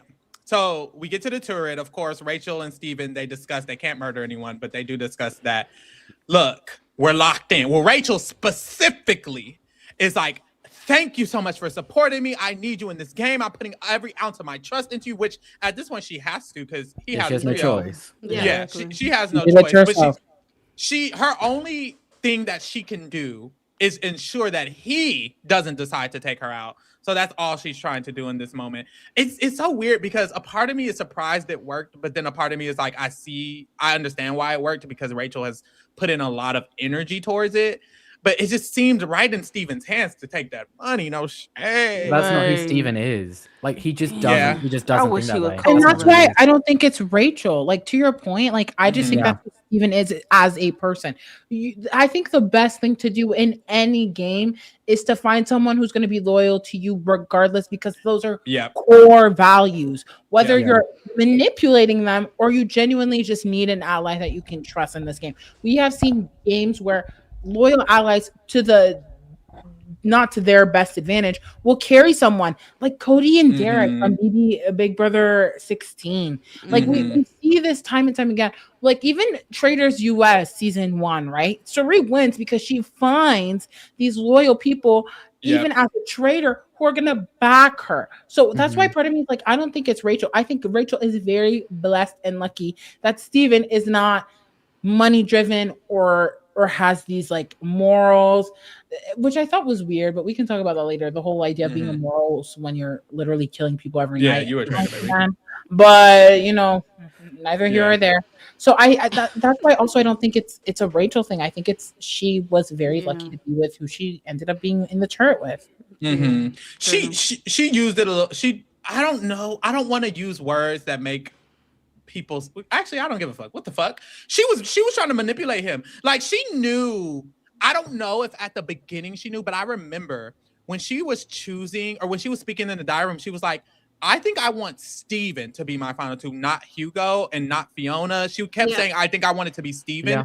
I don't know if it was a relationship thing, like she just had a personal relationship with him, or if it's because she knew he was that more of a loyal type of person. But I remember her actively choosing him. And I'm like, you were trying to manipulate him this whole time, low-key. No way. Yeah. It's weird because I think he's really good because I think he's actively a great social player, which is why she likes him. But I also think she's purposefully using the fact that he's social, and that's why she keeps coming up to him like, "I got your back. I love you. Da da da. We're locked in." Because I think she knows that that's gonna make him feel, I guess, quotations comfortable to do it. It's so weird. I don't know. That's part of the game. Isn't that it part is? Of the game? Yeah, it and is. to give Steven some credit, I'm not gonna lie. The last few round tables, he was leading them. He was like. Because they're all his allies, to be fair, so they have no reason. But he got his allies to the end. He did, literally. He did. Yeah, he got so Rachel weird. to get rid of Roxy, which also hurts him. But whatever, better than Jade or Jack, I guess. Yeah. Child, we get to the castle. Rachel's talking to Faraz because at this point she says Faraz is the only bitch who trusts me for real. I've gotten him to trust me an ounce. So I'm gonna take that a mile, not an ounce and a mile. What is it? An inch and a mile? Y'all know. So she does do she does do that. What did you call a confessional today? The words are just not worded. She commiserated with Commiserated. She commiserated with Faraz, and she was like, basically, she's revealing this big thing. Every time Rachel revealed something to me, that was another letter of her name, I would have wrote down on that damn parchment. Cause stop revealing shit like you're a secret agent. And then we're gonna get there. I don't know how she didn't get voted out. This girl is obviously a traitor because she always has this big reveal like she's fucking Dr. Doofenshmirtz. So who funny, are you? Though. It's so funny. You gotta just come with me and just think it's just entertainment at this point, you guys. Oh my God. So she's revealing to him that she knew Jade was a traitor the whole time. First of all, you're a traitor. Because how you know somebody was a traitor the whole time you didn't say shit? Get the fuck out of my face. Right. Like, what? Because of the jaw. She knew she was a traitor because of a jaw. Don't pick the jawline. Girl, boo. Please. Apparently Faraz didn't even know what the fuck she was talking about. Thank you for giving me that, Steve. He did not. He was smiling and nodding, and I think it was just because he was on Jade for a period of time. Yep. So I think it was just like, you know what, another thing that just aligns with like what I'm thinking and blah blah blah. Confirmation bias. Yes, that was just dumb. Like, why would you say that as if you're a faithful? If you knew that she was a traitor the whole time, why not go get her? Like, and to that point, right? Jade and Rachel aren't close. Yeah. So for you to think that she's a traitor this entire time, it's no traitor angel bullshit because she's not the reason you're still here. Like that doesn't make any sense. It doesn't make any sense. It doesn't make any sense. Faraz, I don't know how much Faraz was sold by this. I think if I'm Faraz, the reason he bought into this is because he can't win with this power structure of Steven, Jade, and Jack. I agree. So whenever Rachel is going to bring up any stupid bullshit reason why you can he has to jump on that because I agree. He just has to from a positioning point of view. I agree as well. And then we see later on that he does. It's not like he wants Rachel in his final two. He wants Jack in his final two. He's like, I'm going to use. Which is right. I'm going to use exactly. I'm going to use this that structure. Is the choice. Take out Steven and Jade, and then Rachel can go after that as well. I don't give a fuck. So I think he's just using what he can in this situation. It's essentially 3 versus 2 in this final 5. And he's doing what he has to do. Rachel from his perspective. From his perspective. But no, you're right. And I think he's just doing what he has to do, which I respect, honestly. The big 3 talk, or the little 3, Jack, Jade, and Steven. And they're basically discussing that Rachel and Faraz didn't even flinch when James did the fake out, almost saying he's a traitor. They didn't even flinch. And who was this? Jade? Girl, okay, Roxy. You just clocking everything. Jade, this episode was so frustrating to watch. So frustrating. Let's talk about this dynamic, right? They're sitting there in this room talking, them 3, right? Mm-hmm. The traitors have to be smart, correct? Like, come on. That's a baseline understanding. No traitor would leave a trio of 3 together and put themselves in a situation where it's 2 versus 3. Literally. So already these dynamics don't make any sense. It doesn't benefit the traitors, and the traitors wouldn't be keying together as a twosome. That literally makes no sense. So that's my frustration already with outlining this, right? Second of all, the traitors are not going to react, are not going to sit there and not react. They know he's not, but they have to be on. They have to be on the entire time. Jay, do you think a traitor would slip up this close to the money? They have done so many meticulous things to get up until this point, and we acknowledge that they're smart people. So why in the last hour, when James is sitting there, would they not react to the fake out? Like, please don't piss me off. Like, let's be logical. Like, I'm not even asking you to think above level 1 now. I'm literally asking you to just literally wake up. Like, genuinely. Like, what the, like, just be present, please, because it just doesn't make sense. Like, It doesn't make here. sense. Here and be here. Like, that's it. That's all I'm asking you to do, Jade. That's I swear all I'm Faraz asking flinched you to as well. I swear he did. What you Didn't do? he? I swear Faraz literally flinched. Jay He just did thought he didn't. flinch. Yeah. He did actually flinch. She So didn't even she's see making it right. stuff up. Even if he didn't vote for James because He he didn't didn't even think vote he for was a James. traitor. So why would he have to react? What the hell? And also, she's been so mad this entire season that people have been accusing her of the way she reacted in the first Literally, round though. table, and now she's doing the exact same thing to Faraz. And even then, she was wrong. James, you know what? Someone had to take Roxy's seat. And James was there for a second before Roxy came back after she got murdered, which is crazy. How can you come back in the seat that was empty after being murdered by the last You learned from move? Amanda. And then Jade had to sit there and be the Roxy of the episode. So frustrating. So frustrating. She needed to serve Jaw and leave it at that, honestly, at this point. Child, Rachel and Steven talk, and Rachel has a plan. She says, look, we vote in Jade. You might hear my name. I might hear your name, whatever it is. It's cool. We vote in Jade at the round table. Let's agree to that. Move forward. And very well executed from this point because, first of all, Jade is in the trio, right? It's a trio of Steven, Jade, and Jack. If Rachel's best interest for her and Faraz to at least have some type of cohesion against Steven and Jack, if anything. So I like that she is taking out one of the three of them there. And I also like that it's setting it up for what we see in the Final Four, the 2-1-1 situation of it all. Yeah. I have one qualm with the rest of the plan, but we'll get there when we get there. But this part I like. I like that she was like, bitch, just vote Jade. Okay? I Faraz don't think is, she had a choice, though, to be honest. I think she needed to. I don't think it was That like too. this extraordinary thing, because if they don't vote out Jade, then it could be a 2 versus 2. And I don't know what the hell happens at 2 versus 2 when we're at fire. Maybe it's the safety thing again and like the luck thing again. But like that is too risky. Like I think Steven deep down knew that needed to happen. And like Did it need to happen for Steven? That's what the reason I like it is because, bitch, that's Steven, friend. He could have just voted for Ross. And that would have been way better for his game. Steven's loyalty was to Rachel. The edit tried to make us think that he was like the edit tried to make us think that like whatever. Steven was bound to win regardless. The question was whether or not he was going to bring Rachel with him.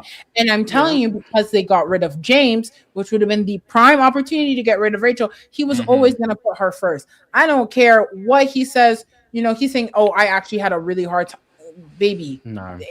If he would have voted for Rachel, I don't know. The issue is that's not fully true, because if Jade did go. If Rachel decides I don't want to go with Steven, she could have voted Steven out with Faraz at Final Four. But then it would have been 2-2, and then it was either her or him. But it wouldn't be 2-2 because who did Jack vote? Jack voted for Rachel. Steven voted for Faraz. Rachel and Faraz vote Steven. Steven will be going home. No, the thing is though, Steven has to vote Jade here, because if he doesn't, then he's going to have to betray Rachel at Fire, and he was never willing to do that. So he can't do that. Even if in your scenario though, like it doesn't work out because Rachel is never making it to Final 2. She's never, even if they vote out Steven, Faraz is not taking Rachel. It's Jack. The thing is that Jack and Steven were in the best positions at this point in time. So regardless, Rachel needs Steven. Steven doesn't need Rachel. But we knew based off what happened with James that he was gonna keep her. It's so weird. If I was Steven, I wouldn't feel comfortable not just voting out Jade unless I just wouldn't feel extremely comfortable voting out Jade. He seems just like, okay. Yeah. And that was my whole thing. I'm just like, because he can't betray Rachel. but he can, please. But he can't. Yeah. I think within himself, he just wouldn't. Within he himself. isn't going to. So because he isn't going to, he's acting accordingly, which I do respect. It's just I wouldn't do it, and I think that's my issue. I'm like, girl, Yeah, I would have definitely voted her ass out. it's kind of easy, and then they were already kind of doing it anyway. Like, It's because we're self-interested people. Like, I understand entirely your point. I think everything everyone has said today, so valid, so on point. Even the comments, y'all are eating. But again, it's because we're self-interested. Like, yes, Steven is not that. And Rachel makes a comment, and I'm not going to assume because I don't follow Steven on social media or anything, but she makes it seem like Steven doesn't need the money. Like, she makes a comment. She goes like, oh, Steven doesn't need the blah, blah, blah. I don't think the money is like whatever. And so in my head, it's like, okay, well, if he doesn't need the money, he won't feel the need to like go for all of it. Do you get what I'm saying? I do. Like, I do agree. It's kind of like what we're seeing with Traitors US right now. It's like, that's why Tiffany takes it so hard, right? She actually needs the money. The rest of them don't care. They don't care because they don't need it, right? So I think in this position, it's more about morals than it is about money and providing for my family because I'm desperate. That I think also plays a part in it. Yeah, I'm desperate. I would have cut her ass off. I need that money. I need me a house. I need me a car. Everyone can catch the betrayal. Traitors on Traitor, Faithfuls. No, for real though. Hey, don't put me on no show because ooh. I mean, I'm glad you brought that up though, because in the seasons I've seen, the only other time there could have been two traitors win was Cerie's season when she was at the end with what is that man's name? That white man who was also a traitor. She made it to the final four with, and I remember thinking the reason this is interesting is because Cerie wants to win solo. She wants the money of her own. And the other person, he basically said, I don't need it. He basically mentioned that he didn't need it. So it was interesting to see that dynamic. And that was the only other time where I saw two traitors in the final four. So it's interesting that you bring up that same dichotomy because I feel like it might be similar here to where it's like one of them does need it. But the way that dynamic is completely different to me is because that traitor that was with Cerie at the end had been recruited and had only been a traitor for about 2 weeks. Right. Steven would not have made it here without Rachel. Cerie was like, I fought for this money more than you have. So in my morals, I can be like, no, I'm taking this solo because I did all the work. That's not the case with Steven and Rachel. He needed her. So I think he feels grateful to her and he feels like, I feel like you need to share the money with me because otherwise I wouldn't feel right about it. Okay. That's real. I'm giving you ace cash. Yes. Eat that up. We get to the mission. Come on, he ain't do nothing. Okay, I'm gonna give him a 10. I'm gonna give him a 10. We get to the mission. At the mission, I don't give a fuck. I actually do fast forward. God, no. Yeah, me too. I'm sorry. Did anyone watch the mission? Beautiful. No, I did watch it because I was like, I couldn't have did this, and that's when I had. Yeah, I couldn't have did that shit. No, ma'am. It was so boring because all they had to do was drive in a boat to something that had smoke on it and grab the money. The fact that they didn't get all the money was surprising to me because you don't have to run. You just get to sit there and direct a boat. Like, they weren't even rowing. They weren't even rowing. They're just sitting in the boat there. And one person in the back was like, okay, we're going to go this way. Okay, we're going to go that way. Okay, like nothing interesting happened, and then they had already won the money, and they're like, the only way you're going to secure this money is if you go down this. Now, you couldn't have asked me to go down that thing. I'm so sorry. What? No, they did it anyway. Shout out to them, but it was so anticlimactic. And then they go on a helicopter.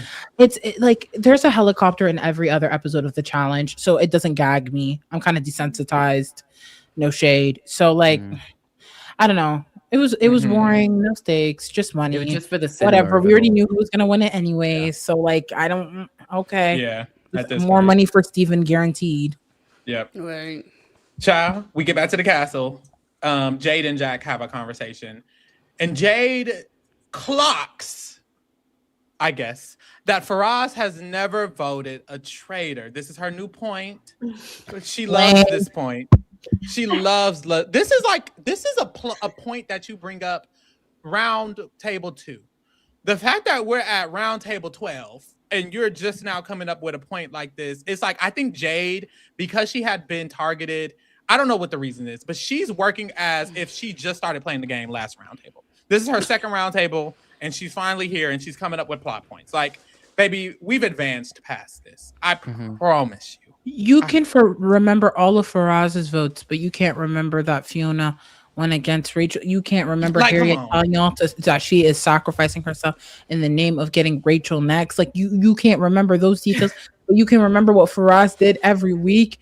Please be fucking for real. Please be fucking for Come real. on. Well, Mind you, they- Steven voted out every traitor. Isn't that more of a... And also, if someone is traitor- wrong about all of the traitors' votes, then how would they be a traitor? Because when they know who the traitor is and when they know to make sure to jump on the vote.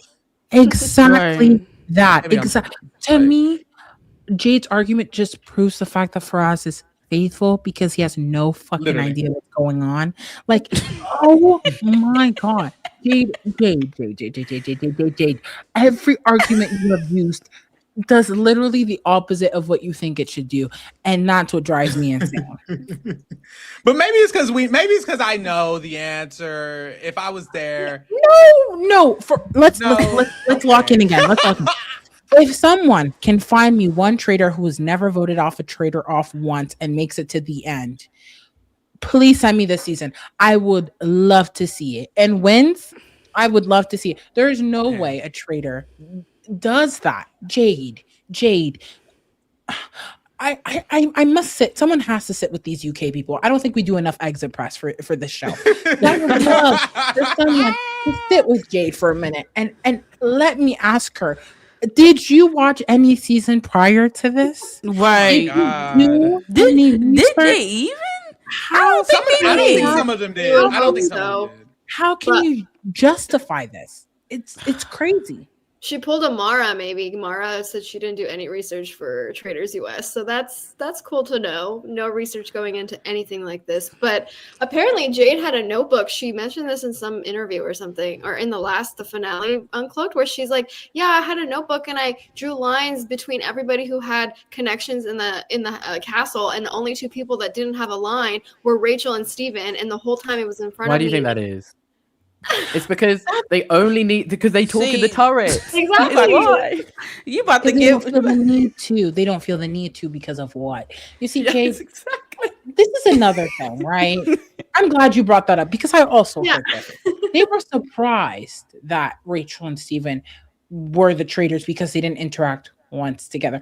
When have traitors actively gone out of their way in the morning to be like, hey, bestie, what's up? Let's Yeah. stick Like, together." what? When have we ever? This is what I mean. Are we doing research? Are we thinking? Are we watching these shows? Like, genuinely, are we doing anything before getting on the show? Or are we grabbing a notebook from wherever you're getting it in the UK? I don't know what you guys got. I don't know if you have a Staples. I don't know what's going on in the UK. And buying a notebook and a pencil and going in with a dream. Is that all you're doing? That is not enough. And I wanna This is ask not Jade enough. this. I want to Do ask you Jade, want to win? like, okay, so you have this notebook. You've seen that Steven and Rachel have no relationship, right? But did you notice how in the James roundtable he never voted against her once? With no relationship. Why do you think that is? Come on, bring it up, Kaz. Come on. Because you really think it's James? And I really think she started to believe that if you were not even started, she definitely did. She thinks because Rachel and Faraz are the closest two people left, other than her and her group, that they're the traitors. Like, that's literally her whole mindset going into this next round. And it's like, why would that be the case? I'm wondering. Oh my god. Why? Let's go to the round table. Let's move. Yeah, Because, please, because I'm Let me itching. talk about Jade's vote, 'cause Okay. I'm gonna get her. So right before, Rachel and Jack have a quick conversation where Rachel lies straight to his face and says she's not telling anybody who she's going to vote for. She leaves the room. Faraz comes in and Faraz says she just told me that she's ready to vote for Jade. And he's like, so she just lied straight to my face. He says yes, but it doesn't matter because this is when Faraz is like, look, I love we should lock in. We should vote Jade, and then from there we can kind of move forward. Just me and you. Take out Steven next. Take out Rachel. We'll make it to the end of the game. We'll just go with this plan. We'll lock it in. I'm not gonna lie. I thought Jack was going to go with the plan because I thought Jack knew Faraz was a faithful, the same way Faraz knew Jack That's was. the edit. smart. That's the edit. Jack was never betraying Steven, and it's clear from his vote switch that there was nothing Steven could have done which would have lost him Jack's loyalty. Yeah. That's just ridiculous. That's the glad edit you making lost. you think there's That's some hope. good social game. That's Yeah. just Yeah, that's true. nice. We get Damn, I might have to bump Steven up. Yeah, he do got a great. Yeah. we get to the round table, and Faraz starts it off. He's going with the plan to go for Jade. So they do start off by going for Jade. Jade, I just never like her. I'm not gonna speak on her. What are y'all thoughts? I'm over it. Loved her outfit. Yeah. Yeah, loved her. I wanted to get into her outfit. Yes, Yeah, it was let's talk about it. gorgeous. She Yes. goes, all you have is circumstantial evidence. Girl, everything's circumstantial. I'm Everything so sorry. is. I'm so sorry. What? No one out of their right mind is gonna say, I'm a traitor. Come on. Right, it's against the rules. Like, what is you People are getting doing? upset that people have circumstantial evidence against her, but it's like, girl, what else are we supposed to have? Like, what else are you? Your points are circumstantial as well.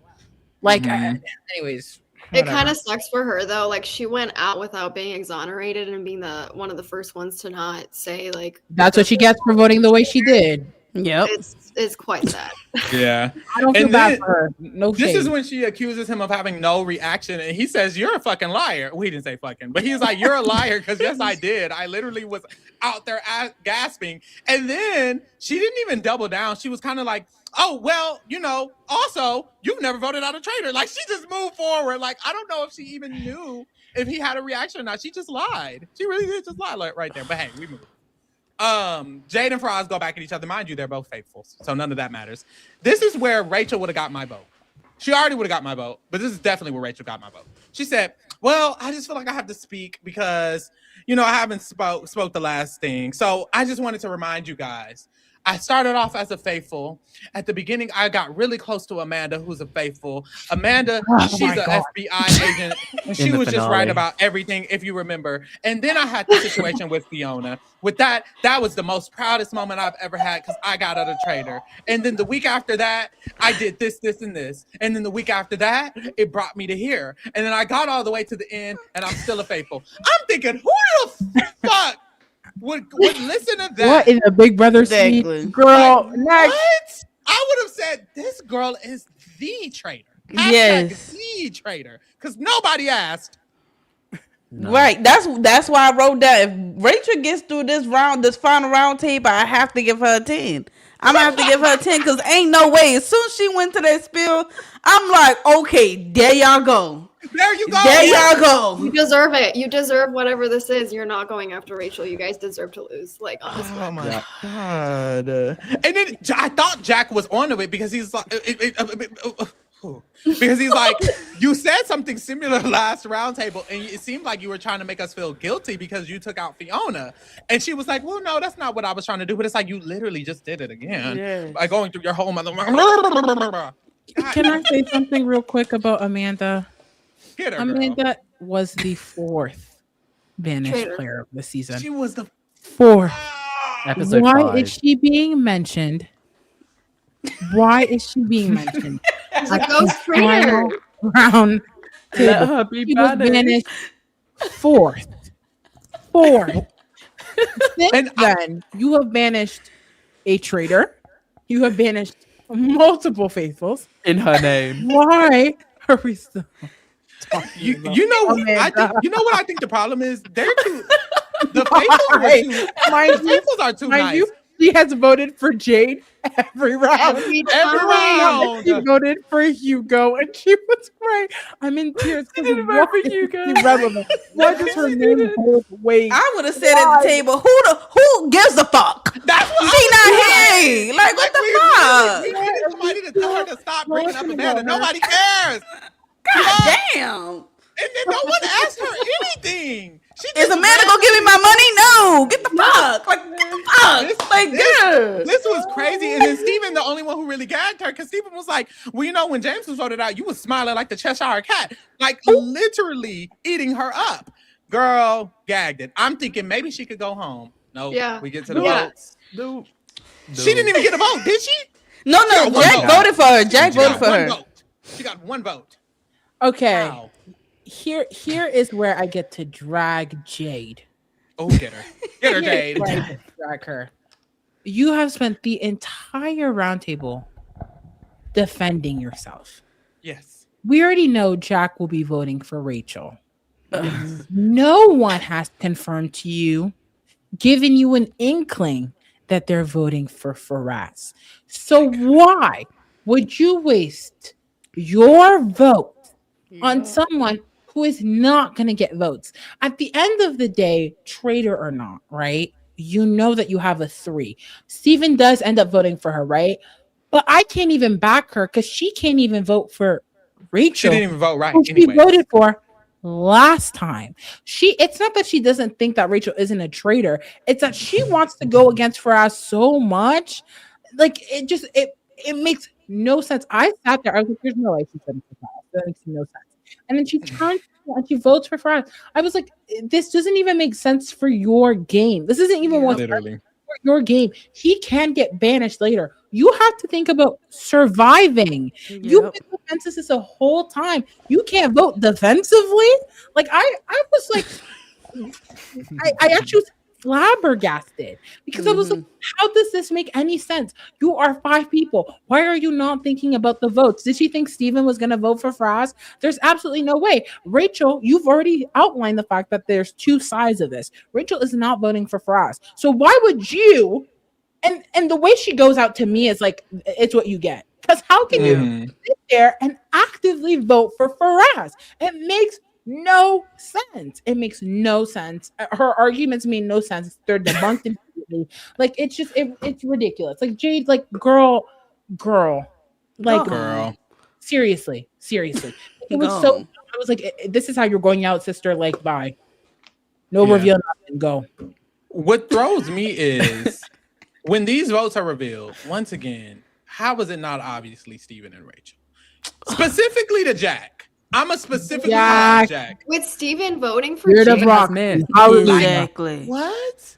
Spirit Steven of voting Rock. for Jade makes no. Steven voting for Jade instead of Rachel Makes no sense. Yeah, exactly. sense.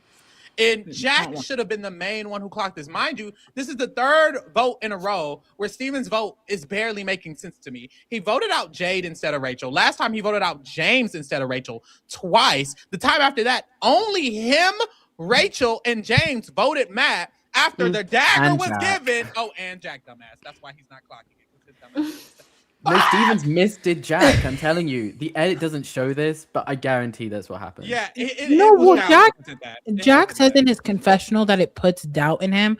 But here's why I get even more frustrated with Jack, because you have had this person present themselves as one way this entire time. I'm with you guys. We're together. We're united. We're faithfuls.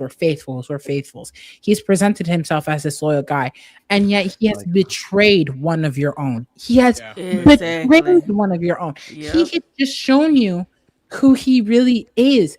He has literally betrayed you. Is that not a traitorous act? Did he not just commit a traitorous act in broad daylight? It makes no sense. It makes no sense for Jack.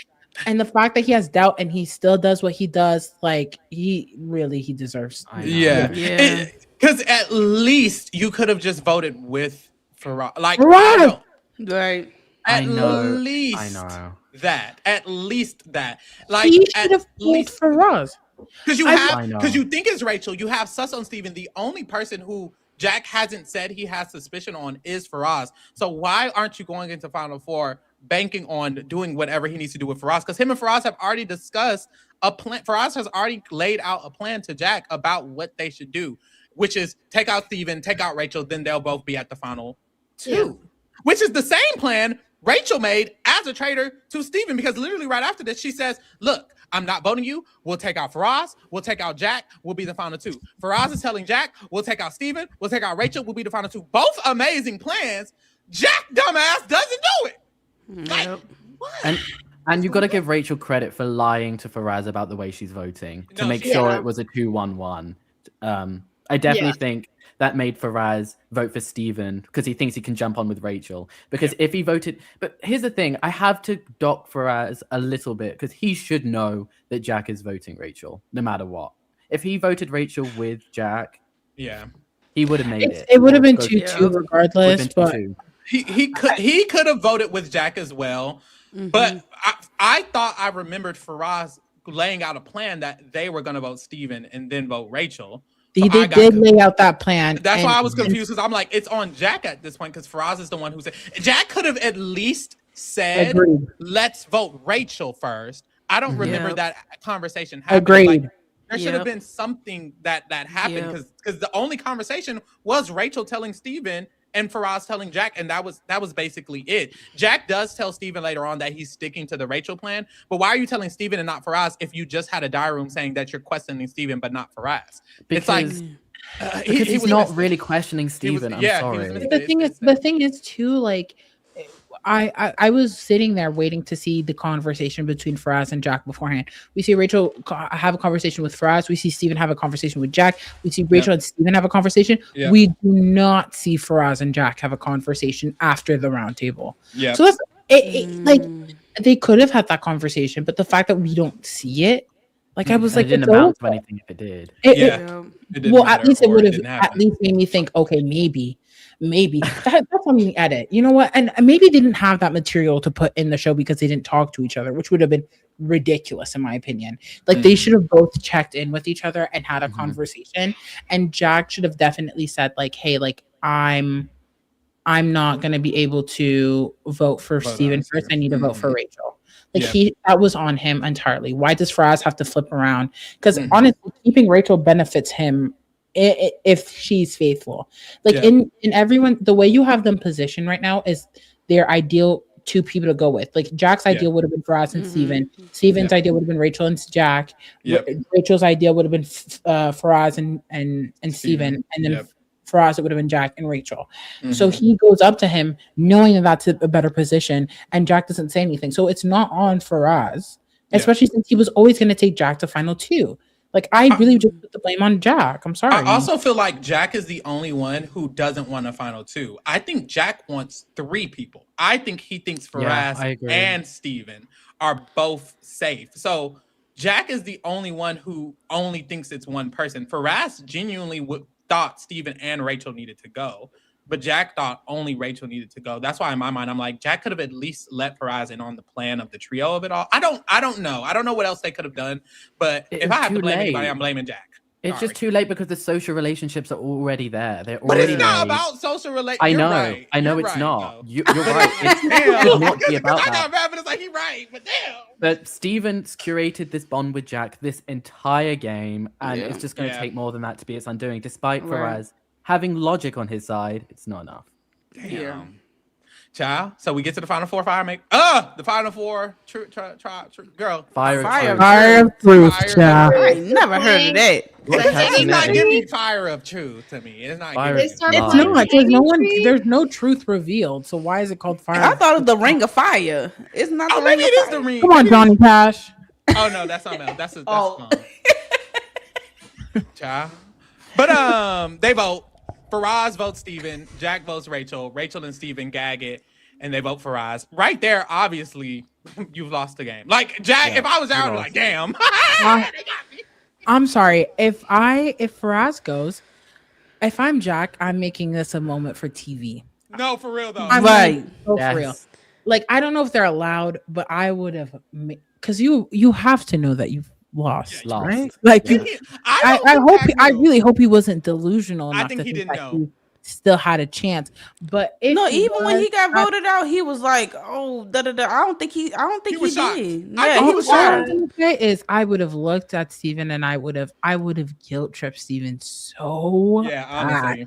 You would have gotten an Oscar performance from me. I'm talking years. I'm talking Steven, you voted out Jade. We had a plan. I would have. We had a plan. At least make your presence on TV worth it if you're gonna lose. Right. Like, when I think about iconic finales where someone loses but they still win in a way, when it gets revealed that Harry is a traitor, mama, that is good TV. It was cinema. That is memorable. When this show is over, we're not going to be thinking about Jack. We're going to be thinking about Rachel and Steven. I'm already not thinking about Jack. You can do is to me memorable.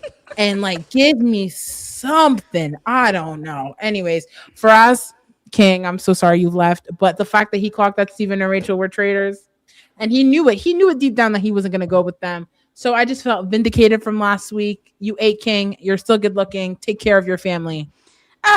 Period. Smart man. You're So right, we have our 'cause winners. Steven Congratulations. basically told Jack at the end, "Oh yeah, I'm sorry, I'm a traitor with Rachel, so I'm voting you out here. Sorry, Yeah. bye." So Rachel is the first ever woman to win as a traitor in the UK. Yeah. Okay, she Good ate for her. that. Yeah. Shout out to the music this episode. I have I know, to give yeah. their tens Hanging for tree. that. Tree playing, and also just the vibe of the challenge also kind of gave me Hunger Games with that like hill or whatever It that did. was. The dam, The yeah. dam. Yeah. So I love that. I love the music. Rachel's outfit. I think she ate with her outfit. She was giving Black Widow vibes. I Yeah, did the not last like one. Steven's outfit. I felt like No. it looked like He every looked the other outfit same. he's Right. worn. What was Steven That damn wearing? So I was like, what jumper, is jumper. Not He for got a finale. different. Not He got a for different closing. color every shirt. The same outfit, different color. Which I actually think it's cute. It's a cute little thing, but it got a little tired by the end, and I Yeah, didn't they- love it for the finale. It looked like Yeah. a t-shirt the way it was framed. So I was like, what? Yeah. Rachel's in a ball gown. Faraz is in a suit. Yeah. Max is in a Yeah. suit. He should have done a And you look suit, at like Steven, he- he looks like he's in a t-shirt. What? He A suit loved would've that been cute, too. 70s vibe. He could have done a nice 70s suit. Yeah, Yeah, he He coulda. would have ate. That would have been nasty. He looks good. I love his style. I really do do love too. his Yeah. style. Yeah. He just didn't eat this one thing. Yeah. No shade. But yeah, this was a cute season. I actually really did like the season. I don't think Was this it? is my favorite. I don't think this No, is my it wasn't my favorite. No. It Oh, I wasn't really my liked it. favorite. Actually, of No. UK, it might be my least favorite. I liked don't it. think is. Yeah. Whoa, you preferred season 3 to this? I What was like season season three? 3. What was season Season three? 3 was rough to watch. Yeah, season I- 3 It was rough I to can't watch. even remember who won season. Oh, I don't The- like season 3. I remember. Right. That was with my Black Queen who lost. Yeah. Yeah. That was my yeah. Black Queen who lost. Didn't love season 3. That's the only season I watch. I gotta go back and watch 1 and 2. I never Oh, watched UK 1 and 2. one is a time. One is a time. I haven't seen one. I haven't seen one. Oh, One is a shit. time. Okay, 2, 4, 3 for me. How are we feeling? Yeah. Okay, here's how I feel about this season. I don't think it's good, and here's why. The Damn. faithful, you can't even root for the faithfuls for 3 minutes. You can't. I think what I've come to, I used to think that I liked the traitors because I liked very good traitors, Mhm. and maybe this also. I don't know if they're really good traders either, No. but I like that- traders not who too much. outmaneuver the faithfuls. But I think what I realized this season is I like faithfuls who have a little bit of pushback, like Yeah. they're not getting like their shit rocked. Like I need a you know what I mean? balance. I need traders to go through adversity, and it does help if it comes from the faithful a lot and not these traders outmaneuver themselves. The Mhm. faithful this season.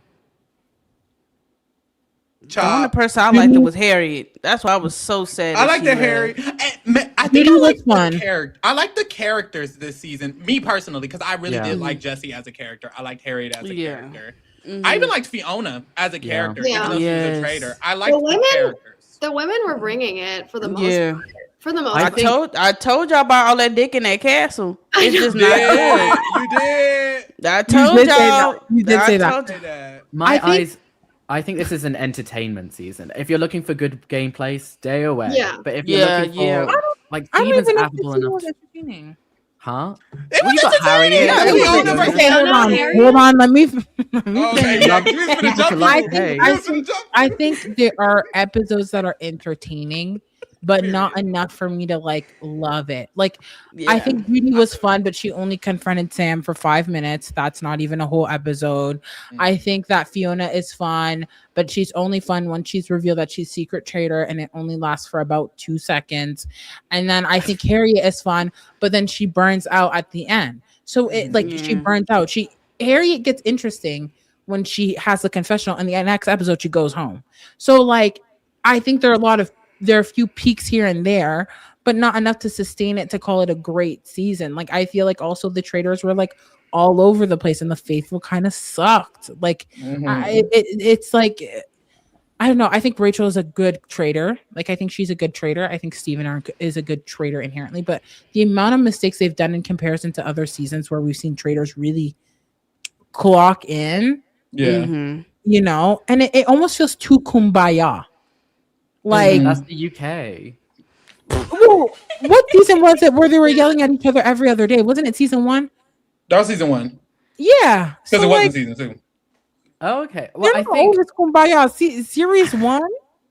maybe it's the fact that they just had the celebrity traitors, which did really well, and that's a lot more kumbaya. And then because of the success of that, maybe they. But the Traitors UK 1 is so successful because of Kat and Alan as traitors. The fact that Alan wins, he was horrible, but he's so loving and entertaining and charismatic. And like also like the celebrities, like who's that lady that yells? Oh my god, I have that video saved. I can't remember who she was. That old lady icon. Can't remember. And she like farts in front of people. Is it Celia? Is it Cecilia? Celia, yeah. The faithful were entertaining in other facets, and the traitors were entertaining in series 1, even if it was kumbaya. I feel like there's no one to root for in this season in a compelling way, because Rachel and Steven, it's not. It doesn't feel like, yes, Rachel, win, please. It doesn't feel like, Steven, get it. Like, I don't feel I don't feel anything for anyone at the end, actually. I don't care for any of them. I don't even care for the Faithfuls to win because they're not doing good. It was more like you were rooting for the Faithfuls to lose. If anything. I had hope. And barely even that. It's weird. I think maybe that's the disconnect, because I don't find, this isn't my favorite ever, and I guess that's why, because I don't find anything compelling. But I liked the moments we had. I did. Yeah, I feel like Harriet gave in. I feel like after she realized how everybody was dumb, I think that's why she really sacrificed herself. I don't think she was gonna last. No shade. Like I don't think she was gonna last. So she was like, let me sacrifice myself. I don't feel like y'all gonna win. I feel like she knew it right then and there. I agree. I feel like she's like, let me just make some good TV while I go out and leave. Because honestly, I would have loved Harriet in the end game. Oh my god, I really was rooting for her. That was my girl. Oh my god, I need her back next season, but I don't think that's gonna happen. I like Jessie, but I don't even think she was. No shit, I don't even know if she was that entertaining. I think her reads were right, but they wouldn't. Even, I think there was bias there too. I don't even feel like people validated what she was saying at all. And so like, the thing is with Jessie, like I agree, her reads were great, but I was just so tired of her because she kept bringing up the same argument, and you can't even be mad at her because she's right. But I just got so tired because we had to hear about it every episode. And then we had to hear about Amanda every episode. I think that's also it. It's just like the repeated argument. It was repetitive. Again and again and again and again and again. It was tired. We've heard it all before. And you're not bringing anything new to the table when there are so many things you can pick up on. Yeah, definitely not a great season. Not my favorite at all by any means. But it had its moments. I liked it. I'm gonna have to watch 1 and 2. Which one is better, 1 or 2? 2. 1. I would say. Wait, which season? Wait, which season is Harry? 2. Oh, 2. Okay. I like 2 a lot. Yeah, the first season I watched was 3. I was like, let me at least watch 3. And I was like, when after my girl left, I was like, damn, that was a dumb decision, because I really feel like she should have went with what was her name, Leanne, instead of Charlotte as a traitor. I really felt that. But when we do a recap or a rewatch, maybe we could deep dive that. So in the UK, the Traitors have won 3 out of 4 times, or every 5 now. If you count celebrity, 1 and 3 faithfuls win. So a 2 faithful core traitors no. and celebrity traitors. Yeah. Faithfuls barely win, even in Canada. This was the first season that Faithfuls won. It's not a game for Faithfuls to win, which is why the game is broken. But we can get into that another time, unless we want to talk about it. Damn. I want to shut them up. We need to go podcast for podcast. We go against Rob Has a Podcast, the Reality Kingdom podcast. We'll get them. I'm ready. Just y'all just gotta take me. Just be like, Nisha, stop. Look, if we play another, but I did. If we play another a werewolf or a Traitors or whatever, I feel like I gotta play, because I gotta school some of you folk. It's okay. I'll host. I know that's right. Oh yeah, you said you I'm didn't want tired. to do. Y'all tried me last time. I need a break. Josiane was Harriet, and she damn near was like, you know what, I gotta go because y'all not, Right. Y'all not Hey, a Harriet that we listened to. Yeah. Yeah, I was Yeah. on the same page as Josiane. I was like, no, she's a werewolf. I was just so convinced that you couldn't tell me shit. There's no way she's going this hard as a traitor. Like she's going in with all of this stuff as a faithful. Like, but I will say that my thing, like you know how I could see everybody. I wasn't able to see everybody's face. So it was like as soon as somebody talked, that's the only time I would see them. So I didn't see Easy. I didn't see Aja because they wasn't talking. And maybe that should have been like, why? Yeah. yeah. So next time, wait, what you said, Helia?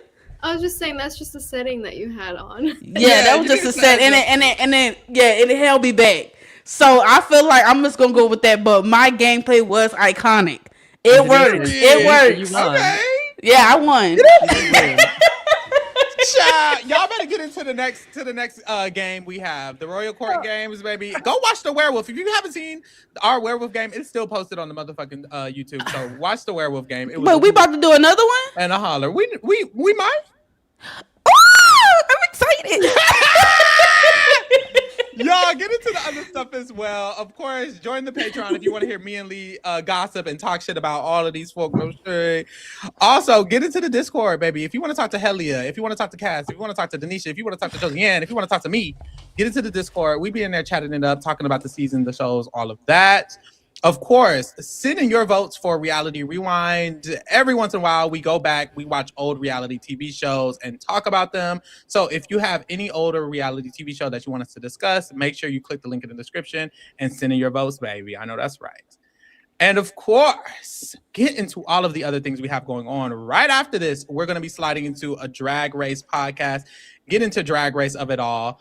On Sundays, we have Baddies USA. On Mondays and Wednesdays, we're doing our current reality rewind for Bad Girls Club. Also on Wednesdays, we have The Boyfriend. On Thursdays, we're still doing the Traitors US. So if you're here and you like the Traitors, you might as well watch our Traitors US podcast on Thursday. Of course, on Friday, we have Fear Factor and Beast Games. And y'all, coming soon is a lot of shit. February is 2 weeks away.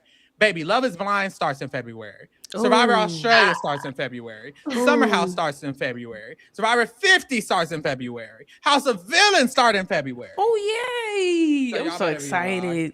Oh, can I ask a question? Anybody who watched House of Villains, is it worth me watching season 1 and 2 before I watch 3 or no? No, it's not canon, but like it can help you learn about the. It's funny. It's fun. Okay. It's camp, but it's not is 2 funnier than which one is better, 2 or 1? I prefer 2 because New York I stayed prefer longer. 2. Okay, But I'm I'll watch excited 2. for this Okay, one. I'll watch 2. This pass is stacked. I only don't know 2 people. Which Yes, is I know everyone in this cast. Well, No, I don't know everybody. I know of Plain Jane, but I haven't. Oh, Plain Jane I knew. It's these 2 other women I don't know. One of them is I'm pretty sure you're talking about Christine, probably. No, I know Christine from Selling from Sunset. Who the fuck you don't know that, Queen? It's these 2.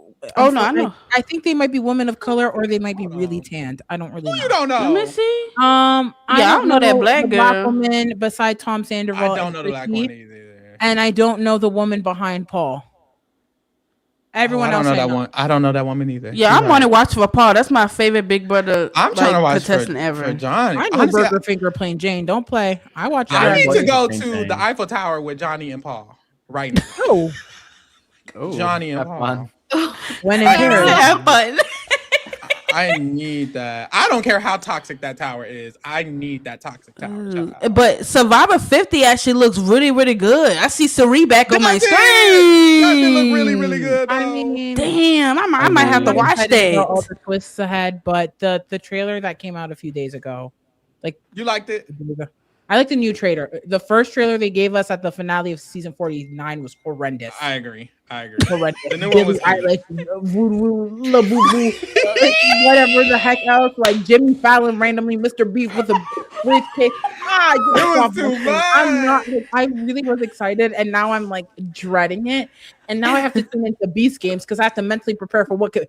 possibly go Possibly wrong happen. in Survivor Ooh. 50. So Oh my watch God. those recaps too. They do that. So hey, get into Amen. it. Yes. Yes. All right, y'all. Y'all better slide into RuPaul's Drag Race right after this. Oh yeah, Thank see you me guys. there. See Denise there. I will not be there. But thank y'all Oh. for keeping it real with the kingdom. We out.